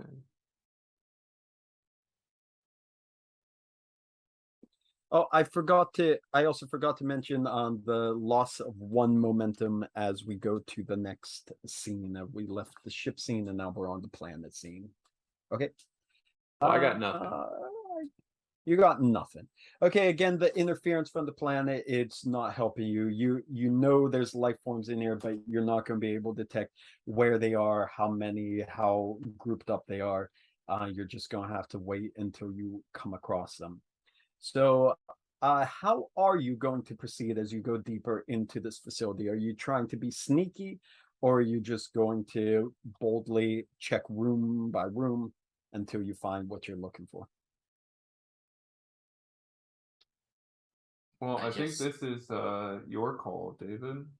Yeah, I mean, we're not going to be shouting and screaming just yet, but we will be going room to room trying to find somebody to kill. Okay. Somebody to kill. That was one of the most popular songs from the Klingon version of Queen. Yeah, I thought so. But also, because we don't know if we're gonna be the team that actually finds Lalk's dad, we're also gonna look for any particular terminals that look like we could access to try and find any of the data from the systems in the building. Okay. Then as you go through room by room, let's see here. What is a good? I'll just roll it down. Let's see. Okay. Then I'll say, as you go kind of to what seems like it might be the lowest level, where most of the upper levels are basically corridors, pretty much in disuse, kind of storage lockers, storage areas that seem to be more abandoned. Once you get down to like third or fourth level down below, that's when you start to see signs that there are rooms still being used. There's still activity. You have a little more power to the lights down there. It seems like all the electricity is being focused on that area. So you come across the first room that you find that seems to be new. This room you find that seems to be not part of the design and the appearance of the facility thus far. Like I said, it looks like it's been abandoned for at least decades, if not more. I say it What's again that? I say it again for the TV audience. This room looks different. Thank you. Perfect.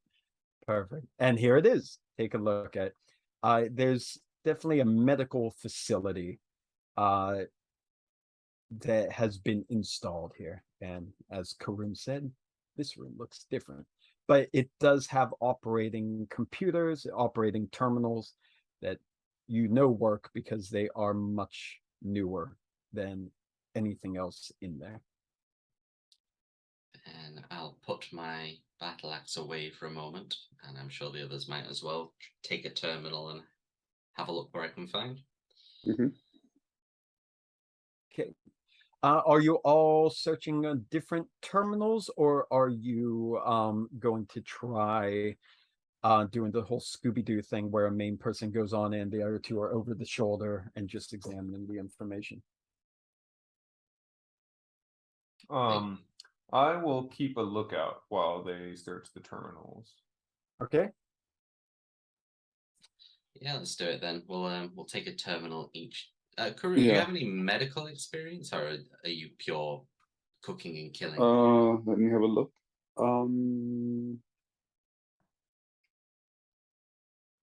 It's a medical. Oh yeah, room. 3. It's on 3. Oh, cool. Then shall we have me look at the computers, you look at the equipment to try and get an understanding of what the hell they're actually doing and what it's for? Yeah. Okay, that sounds good. So, Caruhm, you will be doing an insight medicine, and looking at your sheet, you also have basic surgery. Yeah, you have basic Completely forgot about surgery, you have xenobiology, and you have first aid. I think all of those would lend towards a focus for you. Yeah. Lovely. And then a Trom, you will need to be doing a control and probably security or engineering on here. Let me take a look on the computer here. So you would do probably using the computer itself would be control, engineering or security, or you could potentially do daring for it, which would increase the complication range, which would increase you being detected should you get a complication. Well, we'll keep with control for the time being. There's no major. Well, there is a bit of a rush, but we still want to keep ourselves under the radar for the time being until we find what we want. Okay. So I'll go Then- control engineering then. Okay, control and engineering. And again, that's 2 unless anyone buying dice, anyone using a value or talent or anything that applies. I put all the papers down. I'll buy 1 with momentum, just to. Okay. We've got a few. And your thing is you are looking for where Lalk may be, correct? If it's on here or anything relating to, well, yeah, Lalk first. That's our group's main goal. But if I can't find anything, I'll then go on to try and look for anything else regarding the ship. Okay. Any extra dice for you, Caruhm? I don't know if they're necessary with 3 applicable focuses. Okay. For Caruhm, your difficulty is going to be 1. For I'm sorry, I forgot to say that. For David, your difficulty is going to be 2. No, sorry, that was a different roll. 3. Oh, gotta make it difficult. Hey, 111. I heard lots of whoop whoops, but I can't see what the whoops are. Yeah, a Trom triple 1s. Oh, And Caruhm a 0 and the complication.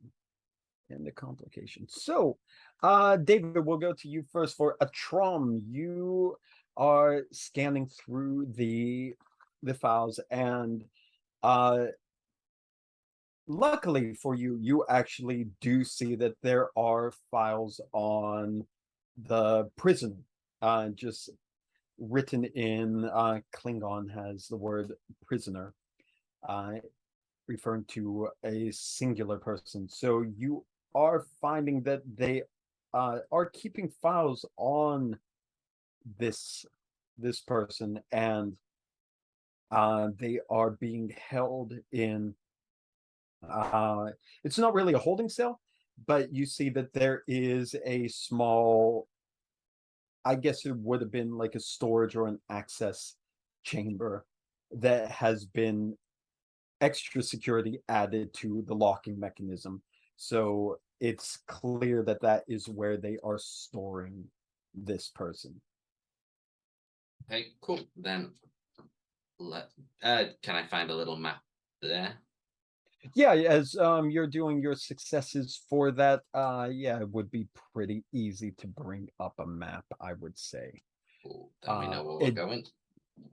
I would say that would be a obtain information momentum spend on that, because that's in addition to what you were doing as your success, if that's okay with you. Yeah, I mean that's kind of the main focus of this. We got to find where we're going.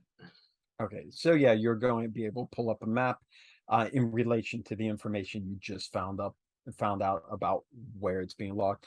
What's your name? Caruhm, you are examining the medical equipment, and again, you got a complication. So for the complication, I'll get to that in a second. But looking at this medical equipment, you have experience again with basic surgery and first aid.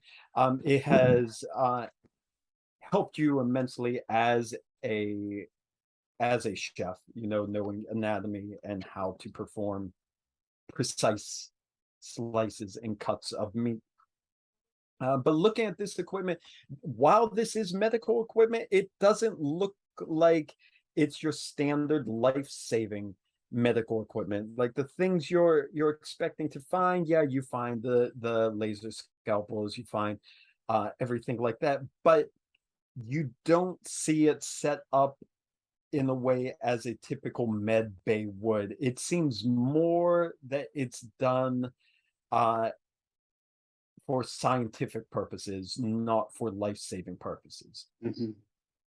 So you can't really get any idea of why they needed this here and what they were doing with it. Okay. But it looks used. The whole It room. looks It's like not they just set up and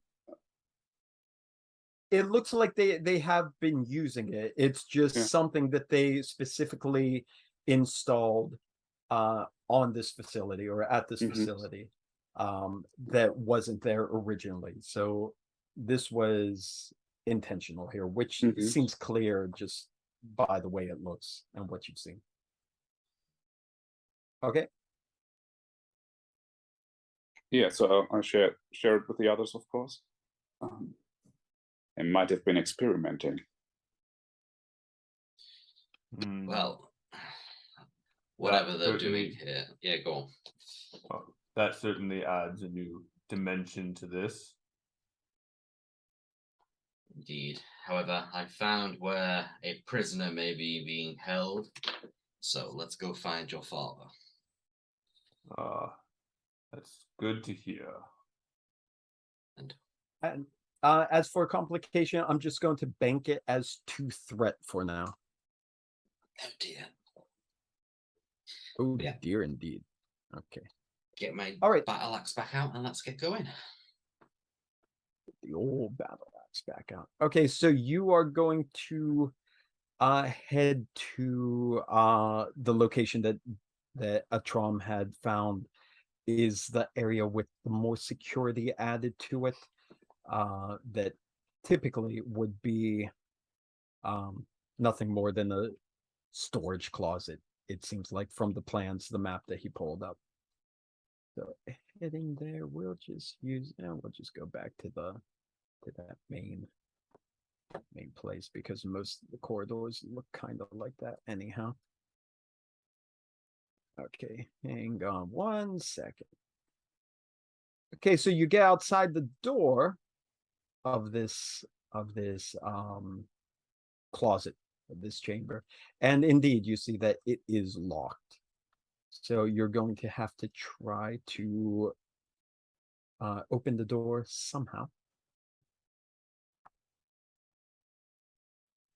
I don't think jury. Well, yeah, it's an engineering thing. I'll have a crack at it. Trying to mess with the lock and get it open. Okay. Anyone else? Are you supporting in any way? I'm just continuing to keep watch, ready Okay. for alarms to go off or someone to just happenstance walk around the corner. Well, I can try to Lalk, you assist. assist with the lock mechanism. Yeah. Okay. Commander Lalk, you have been hearing as you're there in the distance, you do hear footsteps, you hear muffled voices echoing through the chambers, but you haven't spotted anyone yet. But you definitely know there are people there, and you've been kind of hearing and detecting it like the whole way through, especially the deeper you go. Okay, well, we don't want to be discovered yet, but definitely ready to rock and roll once we are. Rock or roll, we'll say. Rock or roll. Okay, David, you don't have any specific tools for the breaking of the lock, correct? Probably not. Probably not. That's something where again, cost of opportunity, you could spend like the 1 momentum to be like you retrieve the tool from a kit or something like that you had. Otherwise you could attempt to do it without the tools at a higher difficulty. How many momentum we at now? 2. You're at 1 now. 1. Okay, we got battle coming up. Might not be best to use that one. I'll have a. We need to get him out. Yeah, go on. I'll use that last momentum. Hopefully, I'll get some back. Okay, so you retrieve some tools from your Engineering kit. engineering kit that you just so happen to have on you, and it's going to be a control and I would say a control and either secure. Well, it's a lock, so I would say control and security, unless you're attempting to take it apart. Let's not break it and get him stuck in there. Okay, control and security then, Yeah. and that's going to be at difficulty 1. Difficulty 1.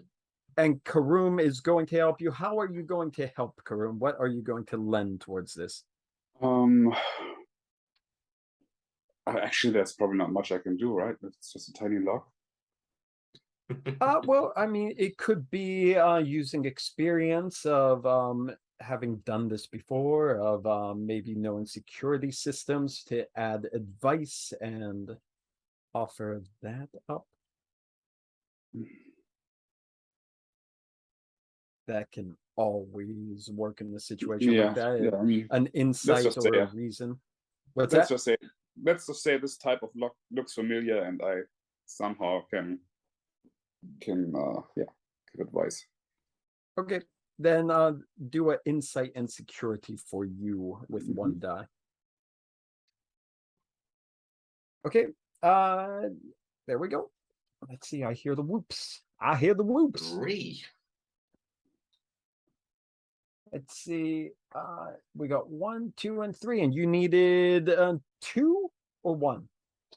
You tell What me. did I say? I think you said 1, but Oh, that's right. It was 2, and it was you got the engineering kit. That's why it's 1. Okay, that's it. Okay, yeah. Then you get 2 momentum banked over top of that. So there you go. Then you're fiddling around with it, and the door opens. The door opens, and inside the room, we'll just say the room is this area over here. So inside the room, there is a single figure lying on the ground. You're not sure if he's unconscious, dead, or what, but as the light from the hallway spills in on him, we'll put him in the back right there.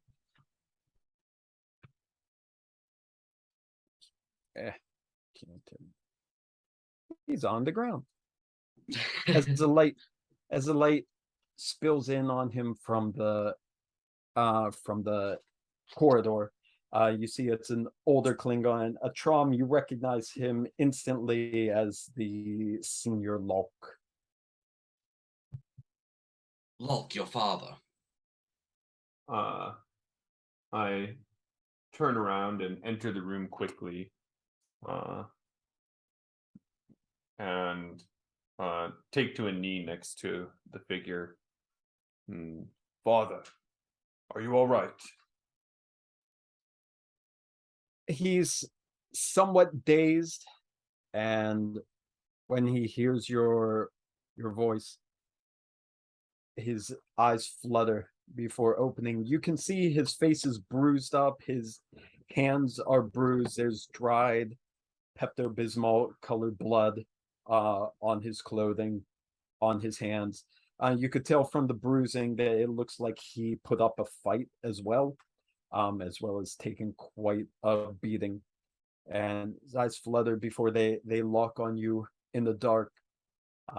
He seems confused for a minute to see you before he finally speaks. Son? Yes, father. I'm here. I came as soon as I heard that you might be in trouble. How did you find me?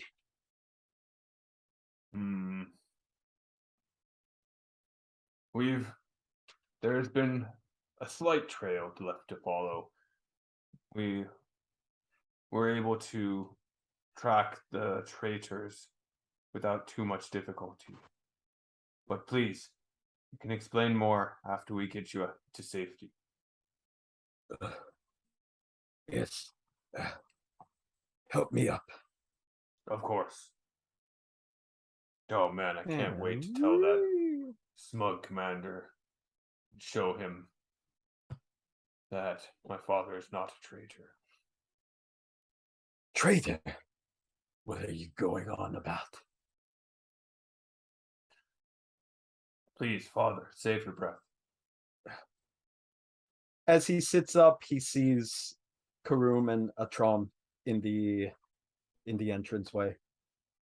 He looks at Caruhm but doesn't recognize him, and his eyes fall on Atrom. You? Is that from House Caruhm? Atrom? Yes, sir. It has been a while. It's a pleasure to see you alive. My two sons, as it were, have come together to find me. I could not be more proud. Tron bows his head to him. And who is this? He looks at Caruhm. Should I answer myself, or does anyone? Yeah, you could speak up. I'm Caruhm, son of qIr'a. Okay, I can hear you now. Your voice was cut out at the beginning, but I heard what you were saying. Okay. I might have covered the mic again. Well, it's kind of secret, you don't want everyone knowing who you are. Yeah. Roromar, yes. I've heard that name. I know the house. Caruhm. Well met. I am in your debt as well. Father, And can you walk easy? Can you walk, father? of course I can walk. I'm a Klingon. I can come out on my own strength. All right, then. Let's. I'm assuming that it's more difficult to do transport here in the building. It would be a lot more difficult again because of the scattering effect, plus not being on the transporter pad itself adds a little more difficulty to it. So while it wouldn't be impossible, it would be an extremely difficult role. Okay, so we probably don't want to try and send him back up quite yet. Maybe not, especially as there's no one on the ship doing the transporter roles. It would be a difficult thing to do without spending a lot of momentum to try to get to work. Okay, so I guess he'll go with us then as we continue on. Okay. So again, that's one part of the mission. The next is also to make sure about the data. So what is your plan about that? Leave that to Jakar and his team, as that's what the goal is, or get the Elder Lalk out and then join them, or start doing the search on your own with the injured Elder. I mean, my vote would definitely be for getting him out, but it is not up to me. That would be a question to ask the Elder Lalk. Can't dishonor him by assuming he's weak and taking him away. So yeah, I explain. Oh, actually, I asked him, does he know anything? So, sir, do you know what is happening here? Here, no. All I know is while we were conversing about the plans for Chancellor Martok's new Negh'Var, we fell under attack. Somebody let them into the facility. I tried my best to hold them off, but unfortunately, there were too many of them. Klingon by the sound of it, but not by the look. And they brought me here, and I thought it was to dishonor me by not allowing me to have a warrior's death. But they keep coming back to abuse me and not grant me the death I deserve. Please, Father, save your strength, for it'll soon be time when you can get your revenge.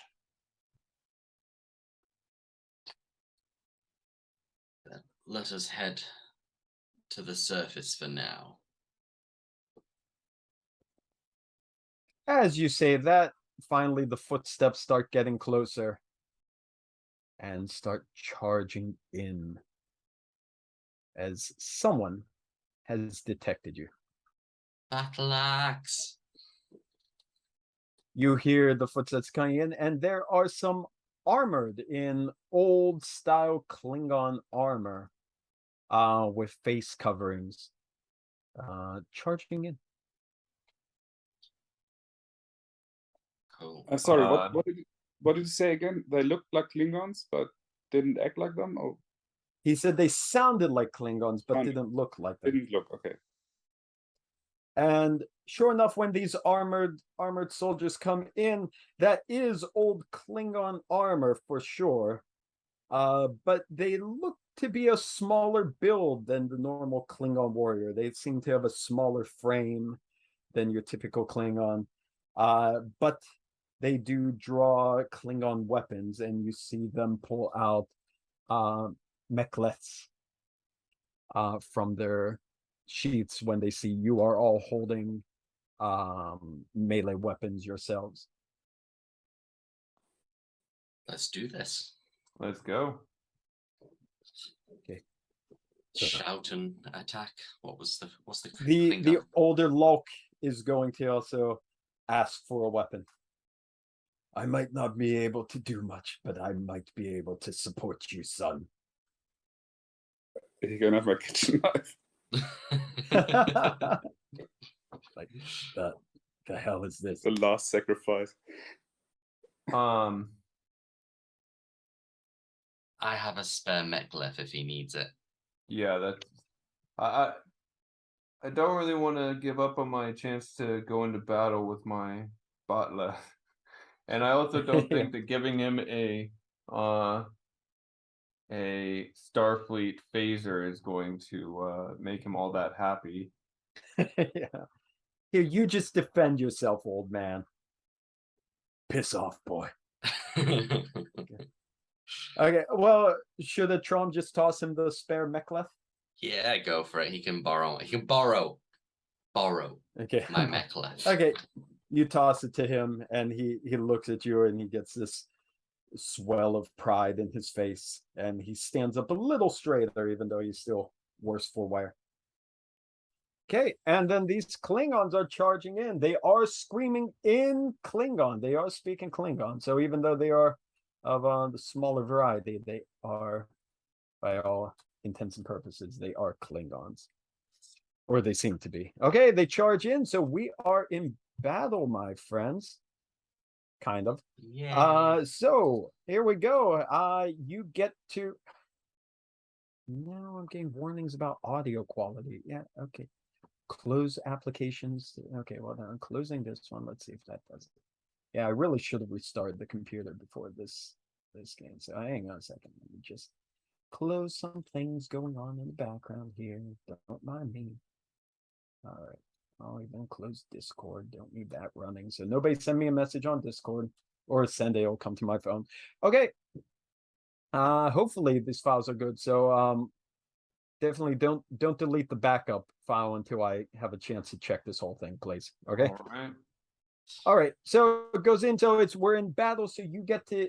I mean, it makes sense that you would go first. You're kind of ready for the fight, so you get to determine the order that you're going into battle with. And this is one aspect of the game we have the least experience on, so we'll see exactly how well this works. So who wants to strike first? And you're going melee, I'm assuming, right? Nobody's pulling out the guns. Oh, Yeah, actually, let's do this. the only melee weapon is the kitchen knife. I would have used the disruptor pistol. Okay, you're going to use your disruptor? Okay. Yeah. Then I guess makes sense Caruhm to go first. He's going to be able to hit them from a distance. Okay. Yeah, I guess. Let's do it. Okay, right now they're at medium range from you because of how small the area is, which is exactly what you need for what's it called, for range weapon. So go ahead and you could roll control and security to fire your disruptor. It's a difficulty 2. Okay. Caruhm. There's no focus. No. Okay, so it's just. Ooh. That's a 3. Hang on a second. Okay, sorry. Just now got a tsunami warning coming in on phone, but Taiwan. Oh Taiwan. Okay. boy. Close by, but not here. Okay, I'll take it. Apologies. Okay, so that's 3. So you generate 1 extra and you score a hit. So you would roll your damage, which on disruptor pistol is, well, it should be programmed into your sheet anyhow. So that should be a 7 for your character with a vicious 1. Oh, there. Okay.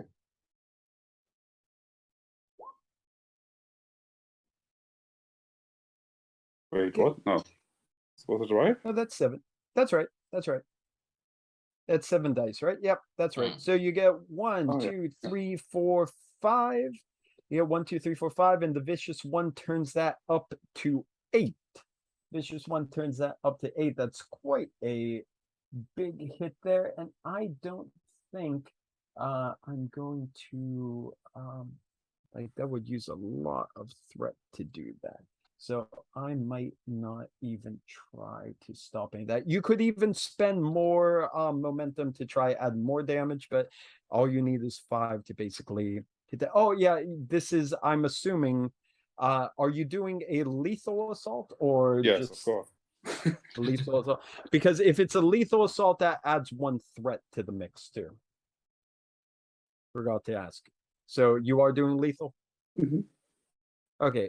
Again, yeah, that's quite a hefty hit. So we're gonna say you caught the guy square in the chest with as he comes charging at you with his mek'leth, or charging down the hall with his mek'leth. So he's going to be taken out with a lethal wound right away. Okay. Doesn't this mean he's basically disintegrated with the disruptor? He's not dead. You would need to deal Okay. two hits, 2 wounds. You have to deal 2 lethal wounds to kill him. So if you did that with 1 hit, then yeah, he would have been disintegrated, but not yet. But he's out of the fight, basically. So basically going to die. Okay. There we go. Okay, next. It's the enemy's turn, so they're going to use their minor action to move and get close, and I think a Trom is the closest that they will get to there. So he is going to engage you with his mek'leth. You will have to do an opposed roll, which is your attack, daring, and security. Difficulty 1. He has daring and security. Difficulty 1. Whoever scores the most successes is the winner of that. So it's your call. What is his daring and security? Okay, and he's fighting with the mek'leth. Is there? No, well, I don't need that yet. So, are you rolling any extra dice? This guy is going to, after seeing his companion get shot down as he ran by, he is going to buy 1 extra die. This is also a lethal attack, so he's spending another threat. So that's 2 threats spent total. He's rolling 3 dice. Okay, then. How much momentum are we on? You are at 3. Then I'll use 1 as well to get an extra dice to roll 3 as well. And my focus is on from Mokbara, Klingon martial arts. There you go. And let's roll this. Okay. And he gets. Okay, I can't see what you roll because I'm not 2. on the right window there. You got 2. You need a 1. That's 1 success over. He scored, my friend, 3. Count them, 3 misses, including Oh, a wow. complication, Oh, wow. including a natural 20. So yeah, why don't you narrate his critical failure that you are turning around completely? Do I get an attack on him in that case? Or Oh yeah, when you win against that, you are the one that's scoring it, so you deal your damage to him. So by all means, roll your damage, yeah, or let's... you can. I'll even take the complication as in you can score basically a killing blow on him. So narrate how you wish, because all right. yeah, because he fudged up horribly, and that's embarrassing. Our first Klingon to Klingon fight, but good for you, Atron. Yeah, it's a Tron. It's great. Narrate what happens. He comes in with his mechlith and then takes a big swing and completely misses, as in he's not even close enough for the full reach of the swing to hit me. So Atrom standing there ready to defend himself has this slightly bemused look as the sword swishes past him before bringing his axe straight down on top of this guy's head, cleaving through the helmet and straight through the skull. Blood spurting everywhere as he does so. It certainly is. Okay, we got that purple Pepto-Bismol blood just shooting out everywhere. Well, let's see here. He is dead. I can't find a really good dead icon. So, well, there we go. There's the dead icon. Okay, and he is sleeping now. Yes, sleeping. Okay, so yeah, distracted from his friend getting shot down. He rushes and overextends, and that was the end of that Klingon. Next, it's back to the hero side. So, Atrom, you could either go again, or Lalk can get his first Batleth attack in of the game. Let Lalk go. Yeah, I'd like to go if that's all right. Yeah, I've had a kill. I'm happy. So you'll have to do like a minor action of closing the gap since he's so close, I believe. All right. I don't need to roll for that, right? No, you just move on. And your father will be there assisting you and like backing you up. And how we're going to read that is we're going to say that he's not adding to your attack, but what he's doing is he's increasing the critical what's it called, the CR, what is that, the complication range. I always want to say critical complication range for the other guy, that he might score complication easier because he has basically 2 opponents to divide his attention on. So he's at CR3. You are doing a lethal assault? Yes. Okay, so you're adding 1 to the threat, and I'm spending that threat to make a 3rd die for his opposed roll. Okay.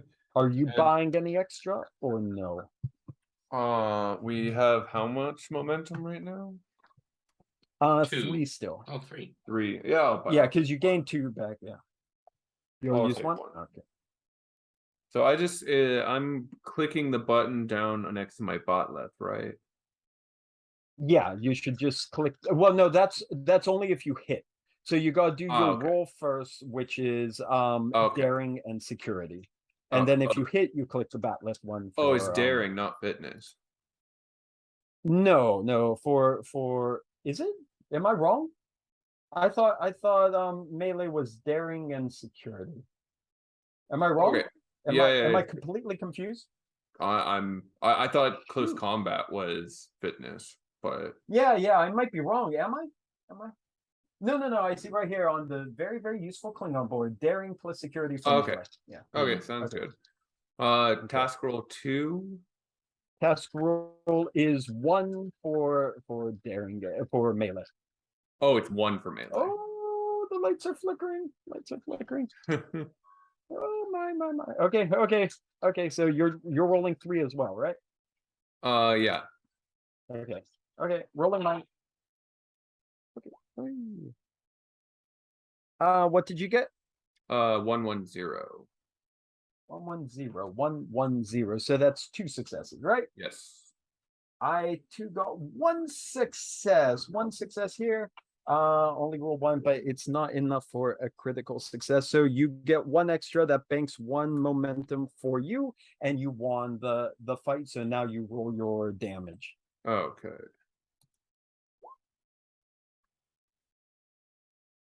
Wow.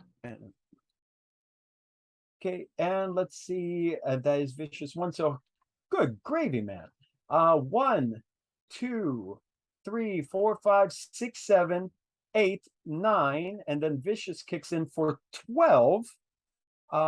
12 damage in that. And I mean, just looking at the guy, he has resistance 1, which knocks that down to 11, which is his maximum stress.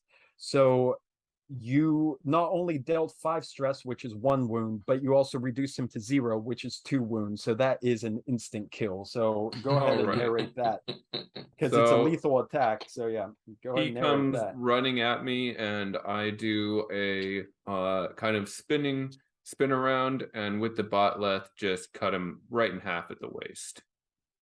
Okay, and I There's can't a lot split the of picture. pent up Klingon anger and desire to fight that has been suppressed in Starfleet for a little too long, and just comes out in 1 blow. Okay, and you got to not only kill him in 1 swipe, but you also got to do it in front of your Klingon father, watching proudly behind you as a backup. And he sees you slice him in half, gun down, and as you stand there with the fresh Klingon blood dripping off your batleth, your father looks at you proud and just puts a hard grip on the back of your neck, and then just smashes your heads together. Kind of like how the wind is smashing my house together right now. Okay. Yeah, we might want to come up with a solution really quick. I still have a home here. All right, so all 3 of these Klingons have been dispatched, 1 shot dead, and basically he has no aid anymore. So he is not going to survive because nobody's going to treat his wound, I'm sure. And the other 2 were killed instantly in the fight. It's the first successful battle we've really had. I know. And like brutally successful. My God, 12 on that batleth roll? His armor blocks it down to just enough to make sure he still dies. Is So Mercy? yeah, all 3 killed with a 1 hit each. So congratulations, yeah. Is mercy Horribly. killing something that Klingons Wow. would do? Yeah, mercy killing is a thing, like letting a Klingon die with honor by dying in battle by their enemy is a thing. But are these Klingons who are worthy of mercy and honor? That is something you have to determine. Let's have a look. I'll take the helmet off the guy who's still breathing. I'm sorry, I can't hear you. Your voice is kind of breaking up on my side. I take the helmet off the guy that's still alive to see if it is a Klingon, Okay. and if he would be worth it. Still barely alive. Yeah. Still barely alive. Okay. Let's see here. Hang on a second. So you take the helmet off. Let me get rid of this guy. Get out of here with that one. Take the helmet off, and you see unconscious. But you see something you did not expect to see. He is indeed a Klingon, but not a type of Klingon that has been seen in probably close to 100 years. The ones that are supposed to be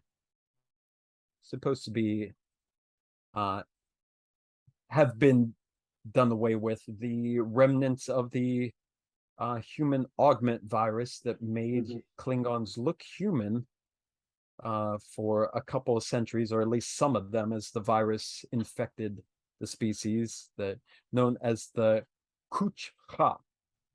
And similarly, if you look at what's left of the dead ones too, you see more smooth features, no forehead ridges underneath them as well. Lalk, where do you stand on the question of, well, given that your time at Starfleet Academy might have softened you up a bit, would you grant him mercy killing, or is the revenge about your father stronger, and you should just let him bleed out?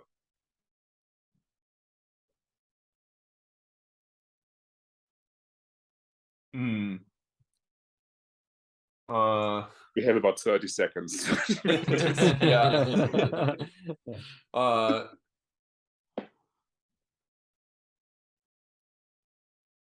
Just Leave him. Okay. Let's just put the helmet back on and leave. Okay. Well, Okay, slide the helmet. Yeah, what's that? That's wrong. whilst they're doing that, after seeing his smooth features, Atrom goes over to the one to whom he didn't split the head and skull, so the one that Lalk killed, and uses his axe to decapitate him so that they can take it back as proof as to what the hell has been happening here. Okay. So taking the head of the other one, okay. Meanwhile, the elder Lalk is just fixated on the dying qIr'a warrior. They're like, this is not right. This is not right. There are no more of their type in our society. We've cured them. That is why they didn't take off their helmets when they had me. I thought they were just cowards hiding their faces, but this is a different kind of coward.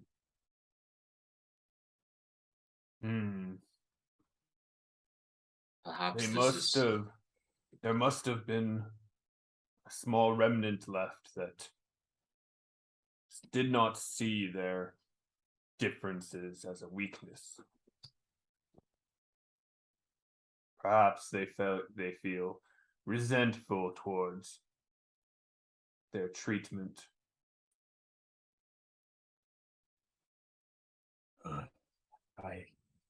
I wonder. This is very strange. Something more is going on here. I think something bigger than just wanting to have access to the Chancellor's new warship. Perhaps some sort of rebellion is brewing. Perhaps. It is vital that we get this information back to the general and then back to the home world. He nods.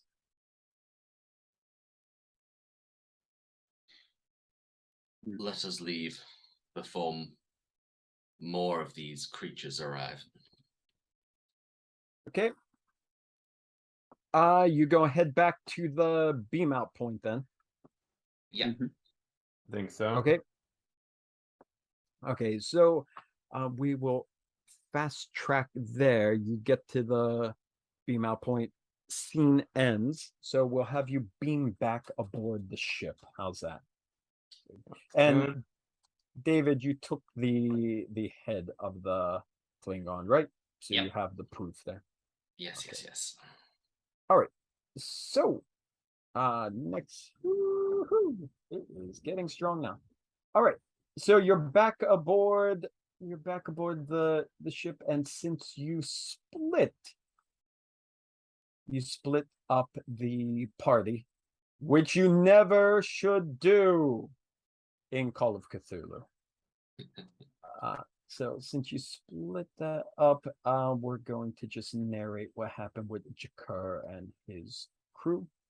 I really wish these warnings would get off my screen and let me do what I need to do here. Okay. You get back to your to the bridge. Trom is there. Everyone's there. Jakar is on his way back up now. Koldor informs you that they did retrieve the stolen data, the stolen plans for the Negh'Var. But Jakar does also wholeheartedly recommend bombarding the site before leaving, just to make sure there's nothing left. That would be most prudent. Okay. Once Jakar gets back, he comes back to his position. But General Koldor greets you to Lalk when you come on the bridge. Like, well done retrieving your father and proving that he indeed had nothing to do with this disgusting plot against the Chancellor.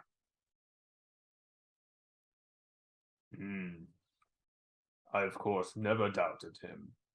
I only feared that I would not be able to find the necessary proof to prove his innocence, should he have not survived long enough for us to arrive. Well, our next step is to obliterate the cowards down below and then get back to the Empire and share what you have discovered for both the sake of your family, the protection of the Chancellor, and for the future of the Empire. Let us make haste, then. Atrom, destroy that coward's lair of snakes down below. With pleasure, sir. I don't have to roll, do I? Nope. Good. Because You missed. You missed again. I missed. You keep missing. Nope. They all get away. You're all out torpedoes. They're actually leaving on the slowest vessels possible just to mock you as they're going by. Yeah. Okay, so the ship has to decloak, of course, and you just unload a salvo on the planet below you, directly where the wrong one. Directly where the signal was, so you know exactly where the base is, and you just keep bombarding. Okay, as you are bombarding, as people like to say, you start getting a reading on your system that there is a vessel decloaking nearby and on an intercept course. Ooh. General, incoming. And I put the shields up. Okay, shields are up. Hang on a second. So, there we go. All right. I don't know if you can see the ship or not. We see. Okay. He's got more health bars than us. Okay, there we go. All right. That's only because I need to score or track breaches differently if they're damaged compared to your ship, because I'm using the simplified rules for him. Okay, fair enough. So that's why. All right. It's another Klingon bird of prey incoming. Good. I was worried that I would not get a taste of battle before the day was done. Koldor looks over to you, Commander Lalk. Commander, how was your taste for being a Klingon warrior down below? Satisfying, though. Would you like to continue? Very much so. Take over the helm. Oh, I'm piloting. Oh yeah. Okay. Oh yeah. This guy's putting you to work here on his ship. and let's send these cowards to feck here. Unless they kill us first, which would be a shame. All right. So we're going to combat. We have to decide what we're going to do. You are going to start first. So again, do you have your little sheets of the different actions that your positions could take? I do somewhere. And Julian, just hang on a second. We'll get to you in a moment. But of course, there's other support things you can do. So if you have a suggestion of what you want to do in the meantime, you can tell me how you would like to use your action, because you are going to have a turn. And you are an experienced warrior, so even though as a cook you have a lot of knowledge and ability that you could apply to basically anything you wish to do during this combat. So when your turn comes up, you can let me know before General Coldor assigns you anything specifically. Okay, so everyone get out your sheets for your departments, and we will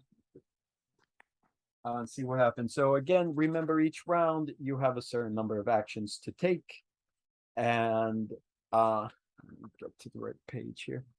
And like you could do anything, so it doesn't have to just be shooting, dodging, like the different things like scanning for weaknesses, setting an attack pattern, evasive action, regenerating shields, regenerating power, because remember, you have to keep track of the power that you're using too. And where is my cheat sheet for combat? Okay, yeah, the storm's really hitting hard now. Just as the winds outside are whipping around your ship too in this maelstrom of an area, the Shackleton Expanse. If the video cuts out at this point, we're just going to assume that the bad guys killed you all and Lalk's dead, okay? just to make it easy, right? Seems fair. Woo-wee. Okay. I hope you kill him soon. Okay, so who's going to go first? What kind of action are you going to take first? Right now, they are at medium. They are at, no, we'll say they're at long range because they were on the far side of the planet, cloaked in orbit, and they're coming around. So they're at long range right now. I will do attack pattern. Okay, attack pattern. And let's see here. So you could do attack pattern. You can also do, let's see, where is him? So let's see here. Attack pattern does what? Let me see here. So it costs 1 power, and of course it makes it easier to target the enemy. Contact. Okay, successful next until your next turn. All attacks made by your ship. Okay, that's good. They're at long range now, so it's going to be harder to hit them unless you move closer to, or they move closer to you. But yeah, attack pattern. Do your roll then. Okay. Let's see. And that costs 1 power. Daring plus con, right? What's that? Daring con roll. I believe so. So that's 1 power there. And +1 difficulty beyond close. So they are. Oh, sorry, no, that's I'm looking at the wrong one. Okay. Daring plus con, difficulty 2. Okay. And assisted by the ship's weapons plus con. Okay, assisted by weapons and con. So Julian, can you do the weapons and con? Mm-hmm. Okay. And this is a base of a roll 2, difficulty 2, right? So yeah. Is it difficulty 2? This card says difficulty 1. What? For attack pattern? Yeah. I wonder if they changed it on the Klingon one. I'm not sure. I'm just looking at the general helm and navigation reference, and it says difficulty 2. You know, the Klingon one says difficulty 1, so I mean, maybe the Klingon one is easier because they're attack happy. Combat oriented. Yeah, maybe. Okay. The ship is what does that say? Ship is doing nothing extra for you. Okay, so yeah, I would say difficulty 1. And we have how According to much this. momentum? 2, 3? You're at 2 momentum right now. Okay, well, I think I'll leave that for the guns and maneuvering. Okay.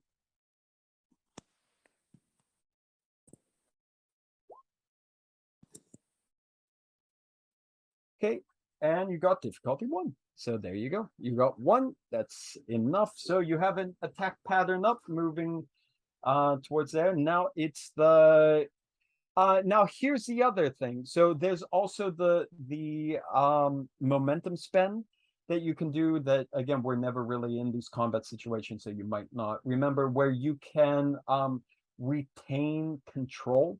So normally you would pass over to the Klingons, the enemy Klingons, they will have a turn, then comes back to you. But what you can do is you could spend 2 momentum and keep the initiative on your side for another person to go before it has to pass. So it's your call whether you want the Klingons to go first, or if you want to spend the last 2 momentum, and then either a Trom or Caruhm can take an action as well. What do you guys think? I'm not quite in range yet to get a good shot off, I believe. Yeah, what range are your weapons? You got long for torpedoes, but they're still at full shields, and disruptors are close, aren't they? Yeah, where's the ship gone? So disruptors would be when they're close, yeah, Yeah. it'll be difficulty +2, so that would be difficulty 4 taken down to difficulty 3 because of the attack pattern.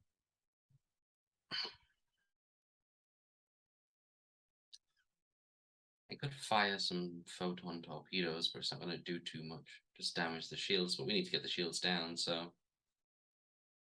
What do you think? Yeah, Torpedo once shields time? are down, then it's pretty devastating.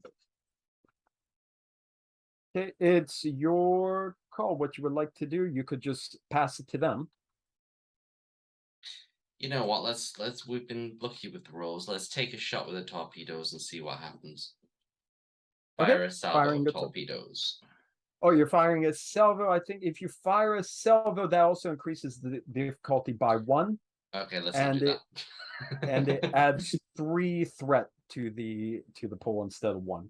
Okay, we'll just fire torpedoes rather than a salvo for now. I'll keep that Okay. for the next one probably. Okay, so that's going to add 1 threat for using a torpedo, and then that's going to be difficulty of it's usually 3. It's long range, and long range is what they are. So yeah, difficulty of 3. Okay. Are you using any momentum for extra dice, or using any threat for extra dice, or any of your talents and skills? Well, focus is. Oh yeah. So wait, you're keeping it. So you're spending all of your momentum. So your momentum's gone. Okay. Okay. Then I've got 2 dice on my task roll. I've got my focused on, and what threat are we at now? You are at 7 now. 7. Do you know what? Let's have some fun. I'll take 1 more threat for an extra dice to get it to 3. Okay. And let's see what happens. Come on. Terra and security, yeah? This is control and security. Control and security. And 3. 3. That's what you needed. Okay, you fired the torpedo, and it connects. So roll your torpedo damage. Torpedo.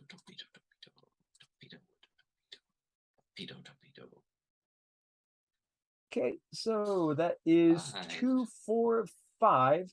High yield. If it does damage, the thing has resistance of 3. Is that right? Resistance of 3. So that would only be 2 damage that you're dealing to the shields. You don't have any momentum to bump up that damage. So that is just. I gotta go onto the right screen if I'm going to do that. So that is just bang. Shields go down to 7. Okay, there we go. Why am All I right. already at 9 out of 10? You use 1 power for Oh, the power. Yeah. Yeah. I thought that was held for some reason. Okay. There we go. Okay. Next, it's finally the Klingons' turn. So they are going to use their first action. Their first action to move position into medium range. So we'll just say that's medium range. How's that? So they're moving into medium range with you for their action. And I don't think we to. Actually, here, you know what? Here they're going to use 1 power. Forget that. Instead, the maneuver they're going to use 1 power to fire up their impulse to race up to you into close range if they can. So rolling that, spending 1 threat for that 3rd die to try to succeed in that. Okay.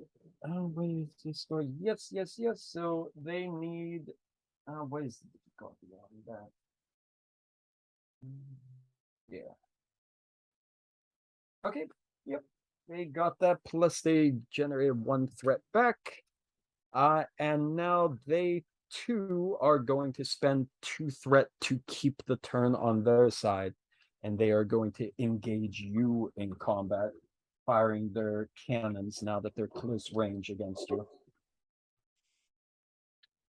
So here we go. And you know what? Since they still have a lot of threat, I'm going to make that a 3rd die as well. No, wait a minute. I don't have to do that. I'm keeping that threat because it's already easier to hit you because you're on an attack pattern. They race in and they're firing, yo. They're firing. They have to get 2 successes. And initiate. 8 and a 3. 8 and a 3. So what is that? There is yep, those are 2 successes. 2 success. Actually, it's 3 successes because the 3 is the discipline, so they get 1 back. And how much damage was that for a disruptor and doing things? I just realized how inconvenient it is not having 1 button to push. So that is 4 dice. Let's see what your ship can take. Oh, there we go. That is 1, 2. That looks bad. 8, 9, 10. Oh dear. 10 hits. 10 hits, and with a you have 3 resistance, correct? 3 resistance. Where is the resistance on here? Yeah, 3. So that's 7 points of damage on your shields. So that's 7 points down. That brings that to 6. And a breach is scored, and the breach is going to be on the 18 weapons, of course. The weapons are hit. So that's 1 breach on weapons. Let's see, weapons breach.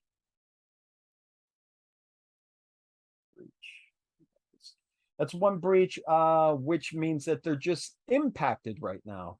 They're impacted. You'll need to do a minor action to turn it on next time. But we go back to Caruhm now. I'll so be scanning for weaknesses now. Okay. So Caruhm, you go to, I assume you're on the bridge anyhow. So go to a, if not just a minor action to do that. So do your sensor roll, supported by ship sensors as well. What's that again?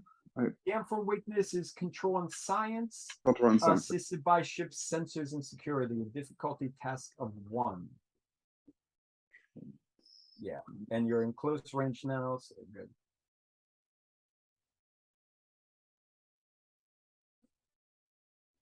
How are we doing? Gotta take a look at chat here. And it's not wrong. Okay, yeah, you only need 1. You got it. So what that gives is you will have penetration 2 on the next attack until Caruh's next turn. So he's scanning and he finds that. So the bridge is shaking, it's rocking, there's sparks going on. But he is he's able to do things. Now, as for the Klingons' next turn, they would like to move away, but of course it's going to be a little more difficult since they've already done that action. They've already done helm action, but they are going to attempt it anyhow at a higher difficulty because there is so much threat. So they're going to roll one more die. So what they're going to do is an evasive action to try to keep them a little safer from you, as you are now close enough to hit them. And yes, fortunately, they're finally scoring good here. So that is 3 successes. So they do get 1 threat back, and they are in an evasive pattern as they are moving past you. But you're still in close range. They're not far away. So next round, it goes back up to the top. Who is acting this time? I would suggest not Caruhm, because when his turn ends, you lose the penetration. You have, again, your shields are going down. You have a choice of, like, of course, trying to restore the shields as well. But also, they are now in close range, which is kind of where you want them to be. And you have penetration as well. This is probably time to shoot. What's that? We still get the benefits from my movement attack pattern. I believe until the end of the turn, yes. Until the end of your next turn. So Okay. yeah, if David goes first, then that still applies as well. Okay, then I guess we should do that. Yeah, let's hope I don't miss. Okay, so Atrom, you have to reactivate the weapons because they got knocked out there. I kind of think like you lose 2 power too as soon as a breach is scored. I'm pretty sure that's the thing. So, but since I don't remember exactly, I'm going to say for the first round, no, you didn't lose that. But I'm pretty darn sure you're supposed to be 2 more power down because of the breach. But we'll start doing that next time. Okay, so just minor action to do that. And then you can take your shot, which again is going to cost power. Yeah, control and security. I've only got 2 dice. We don't have momentum. How much threat are we now on? Because you've used a couple, haven't you? Yeah, but I keep getting a lot back because I'm finally rolling good for the Klingons. I'm at 7. Oh, Jesus Christ. Screw it. Let's take 1 more threat and give me an additional dice. We need to kill them quick. Okay. Okay, so you get the difficulty is lowered by 1, right? Yeah, reduced by 1. So it's actually right now difficulty of 1 to hit them. So you have difficulty of 1 plus the scan for weakness adds the piercing 2. I don't think it does anything else. Okay, so if you hit, that's going to be really good. I hit. That's a 4. It does look like it. So that generates 3 extra momentum. In fact, 3 extra momentum on top of that, which you definitely can. That's the one thing I wish they had the combat momentum spends on here, which they don't. Which seems like I really should have left that page open, but I'll find it in a second. Okay, and roll your damage. Come on. Ugh. Okay. What 6. you can do, you can use. I know you can use 1 momentum to re-roll any number of your combat dice. So you could do that to roll those 3 that came up as misses. Okay, yeah, I'll do that. I'll If use you 1 wish, of the momentum. that's 1. I don't know if you all have the combat momentum spend page up for you too, but that's just 1 of them. Combat. I really should have had that page open, but I was going to use the PDF, but my computer is having a stroke because I'm apparently then I shouldn't be running it at all. Momentum spend Starship Combat page 204. There we go. Thank God I'm using the Klingon rulebook that's actually laid out well. Oh, shit bound. There we go. Yeah, reroll. Yeah, reroll. Let's do that. Reroll any number. Okay, so you can roll 3 3 challenge dice, or 3 challenge dice, yes. come on, 6. Absolutely nothing. Did you do So the glitch all- again? Well, I think since we're already in the middle of this, then I think that just counts as 3 misses yet again. But you can also spend to add stress. Now, what's happening is because of the piercing is you got 2 effects. So that's removing all of the resistance from the other ship. So that's right now 1, 2, 3, 4, 5, 6, 7, 8 stress going directly onto their shields, as it is now. So you really don't have to add more threat to it because you already got rid of the resistance. What you could do is Use an additional momentum to add stress. Again, like I said, you don't have to because you're Okay. already going to hit 0. So it's not going to get you anything more since the resistance is done. You can't. That's. I think I'll just save the momentum actually, so we can use it to get our shields back up and whatnot. But I think there's also a way that you can cause an additional breach. Oh. But so I'm trying to find that page. The page you sent me to is not the page I was talking about, and I don't know what else to call the thing because it's not what I was reading. Oh my god. I was so prepared until I closed that PDF. I was so prepared. There was something added stress. Yeah, I know that. Oh, there it is. Additional system. So your attacks, wait a second. Let me just check your scan for weakness. The vessel's next attack before the end of your turn. Okay, so I think that would count. So, how much did you deal? 8? 1, 2, Was that what we 3, said? 4, 5, 6 plus penetration with 2, so yeah, 8. So 7, 8. You would deal 4 more, but the shield would also be down already. So yeah, if you spend 2 momentum, you could target an additional system. So it would deal 4 stress to that system, which the resistance would take down to 1. However, the shields are already at 0, so it's going to count as another breach. Okay, shall we breach 2 systems So then? it'll actually at this rate. Sorry, what was that? It will be 3 breaches at this state because you're dealing 5 or more stress at once. You're knocking the shields down to 0, and then you're going to deal an additional hit after the shields are at 0. So that's going to be 3 breaches total. That sounds pretty good. Anybody That got any sounds pretty objections? good.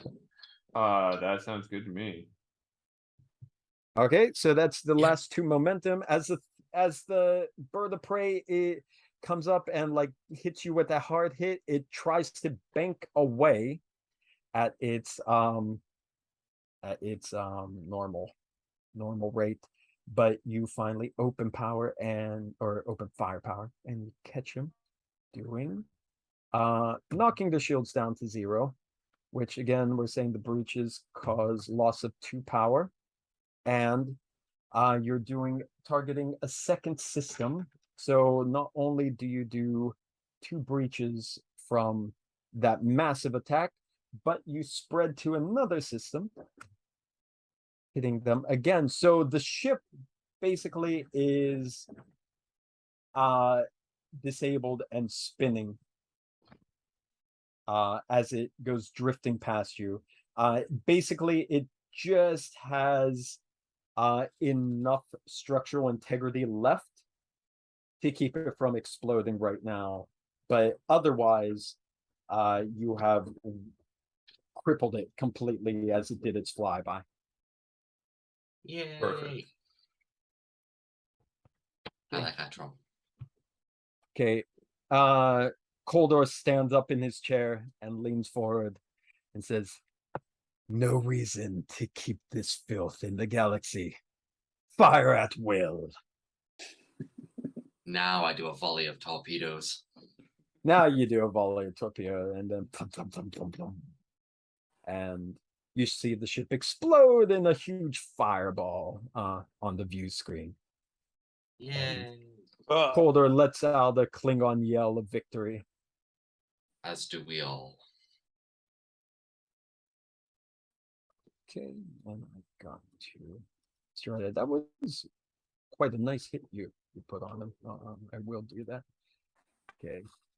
So as the victory is done, Calder steps up to Commander Lalk at the helm, and he gives you a hearty punch on the back of your shoulder blade. And now you know what it means to be a true Klingon.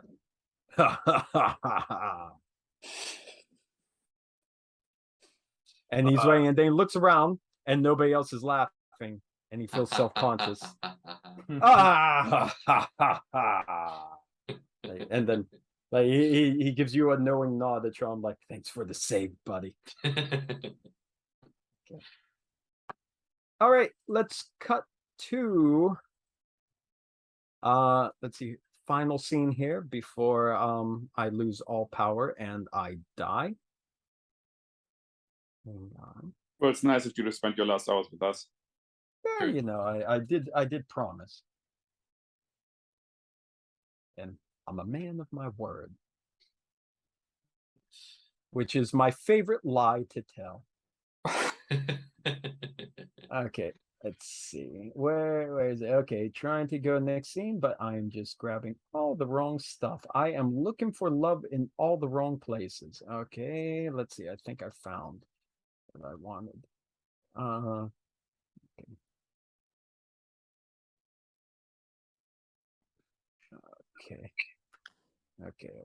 All right, going to the next screen. So your father is recuperating. His wounds have been tended to by the ship's surgeon. Treating him. He has a clean bill of health. It doesn't look like there's any lasting damage, though he was treated brutally. So you're going to Lalk, Commander Lalk, you have to be returned back to the DeGrasse Tyson soon. You can't actually return with your father back to Kronos. So you're getting ready for your own departure as you're scheduled to rendezvous with DeGrasse Tyson, but they're gathering the crew together to have a farewell for you and to talk through what has happened over the past couple of days. They've already sent the information back that they got to Kronos, so they're already on damage control to make sure now that the information has been leaked about what happened at the research facility for the Negh'Var. It can be safely said that it wasn't the Elder Lalk who is a traitor. The traitors have been dealt with, the plans have been restored, and the fallen Klingons have been avenged. But that might not be the end of things. So you're gathered together. Again, all of you are proud warriors and free to speak up on your own as you see fit for this scene. But your father is telling General Calder how much he respects him and how much it was an honor to meet him again after all these years in such circumstances and to be a small part of this battle to defend the honor of Chancellor Martok. And it was an honor to fight on both your sides.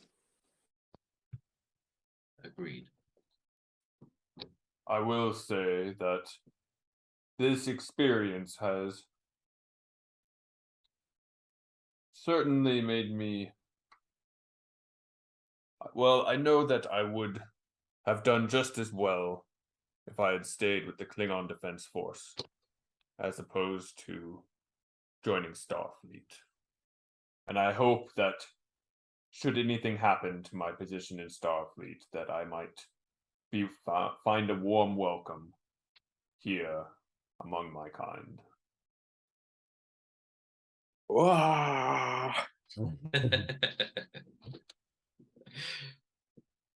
And it was good to have you finally on board, Commander, with your people as you belong. If you ever get tired of Starfleet, please do not hesitate to contact me. There will always be room for you on the qIr'a.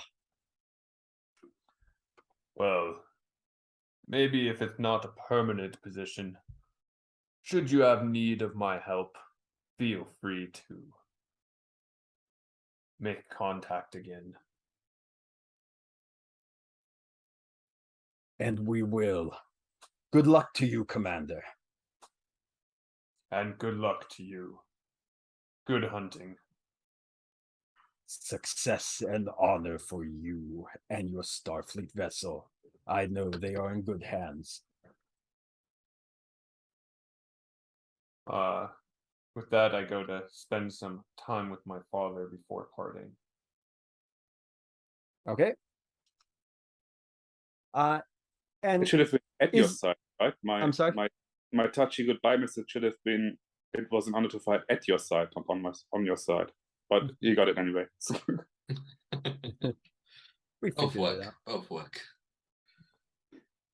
Is there anything specifically you want to do role playing with your father, this conversation or something you want to do, or is it just a like closing scene you want to do? Because we're getting No. reports that power is going out in the south of the city right now.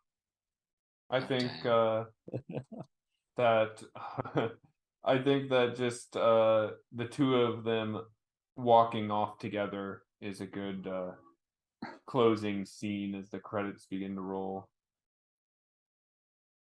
And that's where we'll lead it to, and we'll have the general and his men head back to take their position and give you time to spend with your father before you part again.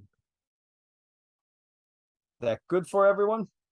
Yeah. Sounds good. Just from my very, very human perspective, of course, shouldn't we have boarded the other ship instead of just blowing it up to find We'll let out them know what we blew it going up. on? What? We'll let them know we blew it up. Yeah. It's a great battle. We must brag about it. We are Klingons. Well, they didn't want any traitors to live, so you got the plans, you killed them. Sure, there might be more you can do, but again, the Typhoon's about to destroy this whole area here, so I'm kind of fast tracking things. But I do want to thank you all. I'm going to end the video now and then say my goodbyes to everyone, because I don't know if I'm going to end it on my terms or not if I take any longer. So thank you for watching. I just suddenly switched that to, I lost the chat in the other thing. It's just, I don't know why it's showing, because that's why, because I went to the wrong actual screen when I was doing things. But anyhow, all glitches aside, yeah, there were a lot of noise issues here. I don't think my audio was picking you up correctly because I'm having troubles here, but I think it's still listenable. I don't think it's that hard. It's just a little annoying with the stuttering. But thank you for watching. That is the end of our Klingon episode for now. There may be more on the way, but the next time we will resume with the deGrasse Tyson and see where we go as season 1 approaches its end game. So thank you very much, and hope to see you back next time. Goodbye.